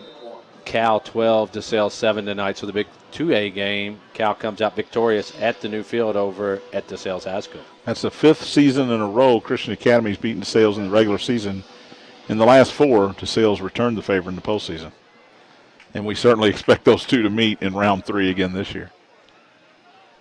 I formation with 14 seconds to go. In all likelihood, the last play of the game. They give it to Robinson, running left, cuts outside. He's at the 26. Has the first down, pulled down at the 27-yard line by Washburn. Daly's there as well. The clock will tick out, and that will do it. Tigers win it 28-12. They're 2-0 in the district. We'll take a break, come back. You're listening to St. X High School football on the Bissig Impact Sports Radio Network. Learn more about how your eyes work? It's time you visit the Eye Care Institute. Again this year, Dr. Brennan Green has been named a top doc by Louisville Magazine. Dr. Green and the doctors at the Eye Care Institute can meet all your vision needs. For more information or to schedule an appointment with Dr. Green at the Eye Care Institute, visit eyecareinstitute.com or call 589-1500. That's 589-1500. Quantum Graphics may be the most customer service-minded printer in Louisville. How do we know? Because of what their customers say about them. Quantum consistently treats our jobs like they're the most important work they have to do. They're a rare company that seems truly dedicated to providing over-the-top great service. Want this same kind of service when you need print-on-demand, design, online ordering, binding, and storage and fulfillment? Contact Joe Meeks at 502-314-7233 or visit quantumgraphics.com. Back at St. X, John and Tony, along with Jim Brinkman down on the field. We'll take a break and come back with the Eye Care Institute postgame report and hear from the head coach. Tigers win it tonight 28-6. You're listening to St. X High School football on the Bissig Impact Sports Radio Network.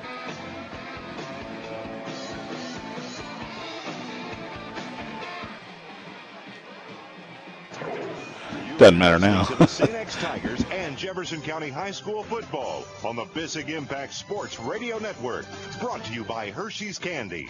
This season's live play-by-play coverage is sponsored by Hershey's Candy. Make every day a little sweeter when you pick up your favorite Hershey's Candy at any Kroger store. The Eye Care Institute. Call St. X grad Dr. Brennan Green at 589-1500 or visit the website at eyecareinstitute.com. Nights Travel.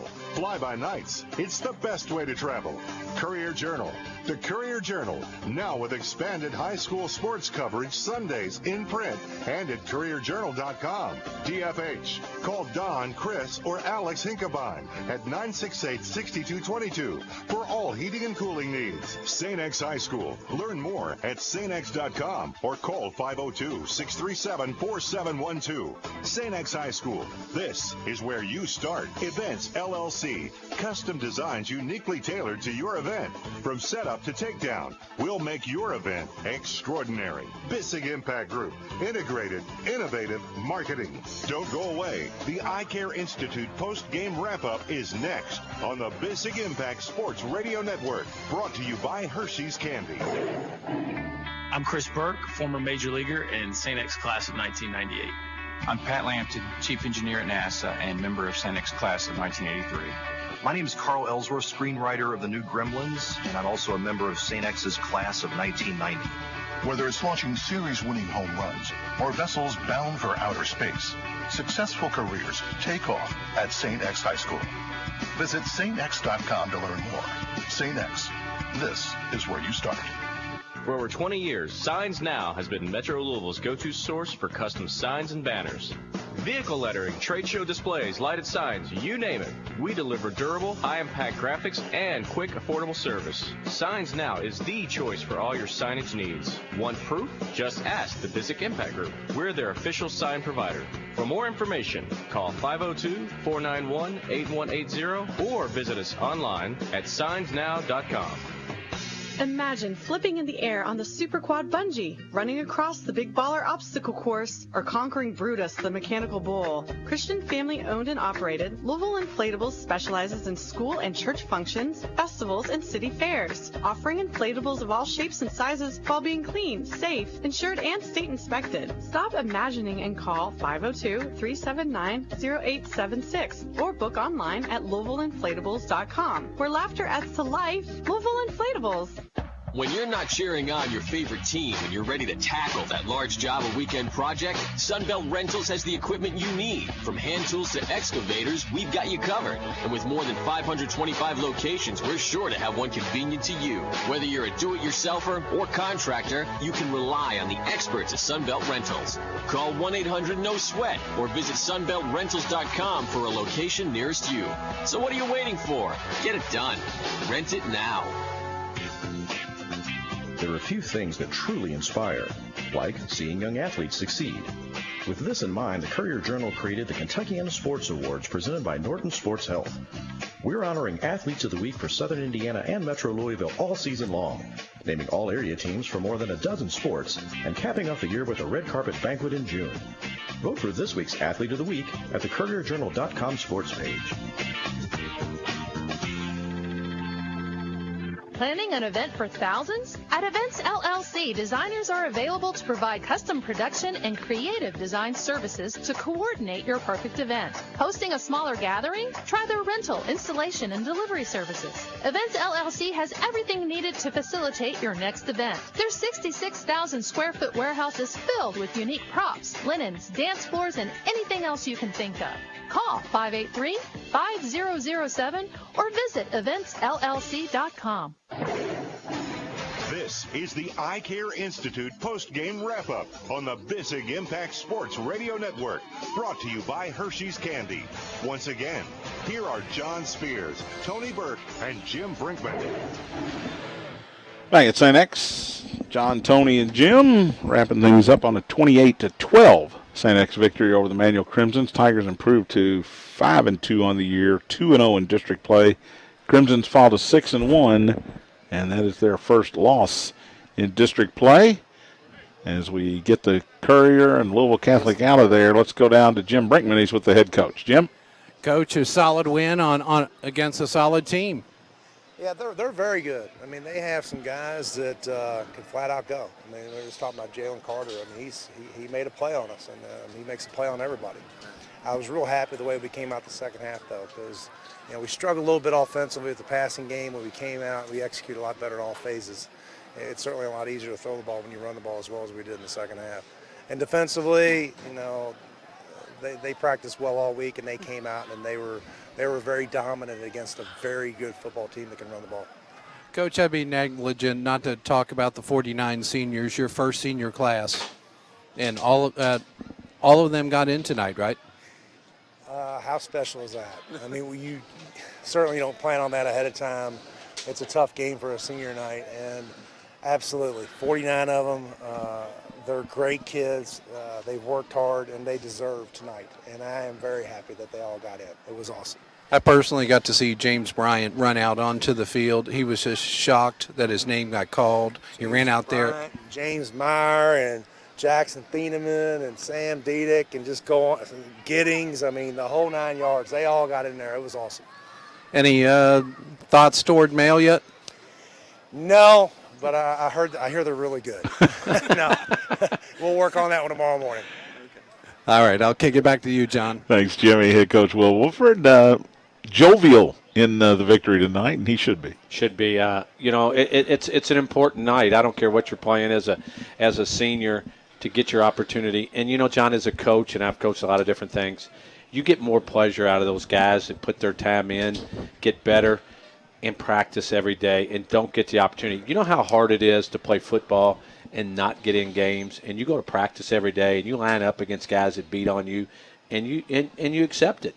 And it is important. These are life lessons. And I know Coach, if he had time, would tell you that. You learn so much about being on a team, about the good things and the bad things. This is high school. This is important, to be part of something and get friends and do these things. And it means a lot more than people think. Yes, it is a football game you're trying to win, but there's a lot more that goes into it. We'll take one more break, come back and wrap things up. Well said, Tony Burke. And Tigers win it tonight, 28-12 in a big district matchup. We'll come back and wrap it up and look ahead to next week. You're listening to St. X High School football on the Bissig Impact Sports Radio Network. Living with an old furnace can be stressful. You never know when it'll finally give out. Don't roll the dice on your furnace surviving this winter. Take advantage of DFH Heating and Cooling's fall deal on Train comfort systems. It's hard to stop a Train and nearly impossible to beat up to 48-month special financing from DFH on the industry's most reliable comfort systems from Train. Subject to credit approval. See dealer for details. No more excuses. Call DFH 968-6222. Online DFHcompany.com. Hey, St. X fans. Want to learn more about how your eyes work? It's time you visit the Eye Care Institute. Again this year, Dr. Brennan Green has been named a top doc by Louisville Magazine. Dr. Green and the doctors at the Eye Care Institute can meet all your vision needs. For more information or to schedule an appointment with Dr. Green at the Eye Care Institute, visit eyecareinstitute.com or call 589-1500. That's 589-1500. Does a Caribbean cruise sound like your kind of getaway? Are you dreaming of a relaxing weekend in the mountains? Whatever your style, Knights Travel is a full-service agency that can meet all your travel planning needs. Whether it's for business or pleasure, call St. X alum Lou Conkling or Kaylin Ryback. They'll get you there at a great low cost. Call Kaylin at 292-4749 or Lou at 292-4750. Fly by Nights. It's the best way to travel. Season after season, Hershey's has the most talked about team of sweet treats. From the all-star combination of chocolate and peanut butter in a Reese's cup to the delicious flavor of the milk chocolate bar that started it all, Hershey's brings its best to every game. Hershey's is proud to be a sponsor of Jefferson County High School sports on the Bissig Impact Sports Radio Network. Stop by your nearest Kroger today and pick up your favorite Hershey's treat and find out why Hershey's and high school sports are the perfect match. Back at St. X, John Spears, Tony Burke, Jim Brinkman, wrapping things up here on a 28-12 St. X victory over Manual in district play. And Desmond Ritter, Tony, 3 touchdowns rushing and 1 passing, and he was Desmond Ritter tonight. Yeah, Johnny was. And, early on, maybe a little off on a few things, but he took over the game. And Sam Taylor had a great game. But you know what? When you say Ritter had a good game and Taylor had a good game, why does that happen? Because the guys up front played well. And I think, a very physical Manual team, and St. X did an excellent job on both sides of the line of scrimmage, which was a struggle last week, especially defensively. But give the kudos to those guys who came back this week, played very well. Tigers dominated the second half of this football game. Manual gets the late touchdown against a lot of guys playing. So, the 28-12 final is more than a 28-12. I think St. X handled Manual very well. Good to see our old friend Jerry Mays down there on the field. There's an old administration over at Manual, former Tiger Athletic Director. Kind of got me this job, I got to say. He was the first one to say, let's put Spears on the radio. And most people think not a huge mistake. Not a huge mistake, just a small one. I want to look ahead to next week. Tony, Mail with the bye this week, so they have 2 weeks to prepare for St. X and what is basically what it could come down to being the district championship game. Yeah, Mail's got the 1 loss, and they led Trinity most of that game. Trinity had to come back and beat them. We saw that Trinity team last week. So a Mail team who lost a lot of guys from last year, but have very much regrouped over there. Chris Wolf does a great job. It will be at Mail High School on the dirt campus, and make sure everybody gets out there and load that place up because Mail will be there. And, that's always a game that the Tiger faithful like to win. Absolutely. We will want to thank Matt McCarthy on the stream tonight, Nick Simmons for producing back at the studio, for Jim Brinkman down on the field and on stats tonight, Tony Burke on color. It's John Spears saying so long from Brother Thomas More Stadium. Final score here once again tonight, St. X 28 and Manual 12. You've been listening to St. X High School football on the Bissig Impact Sports Radio Network. Hello, everybody. Thanks, This is Nick. Larry Bissey. Thank you for listening to Anytime, our man. coverage See you, buddy. of Jefferson County High School football featuring the St. X Tigers on the Bissing Impact Sports Radio Network.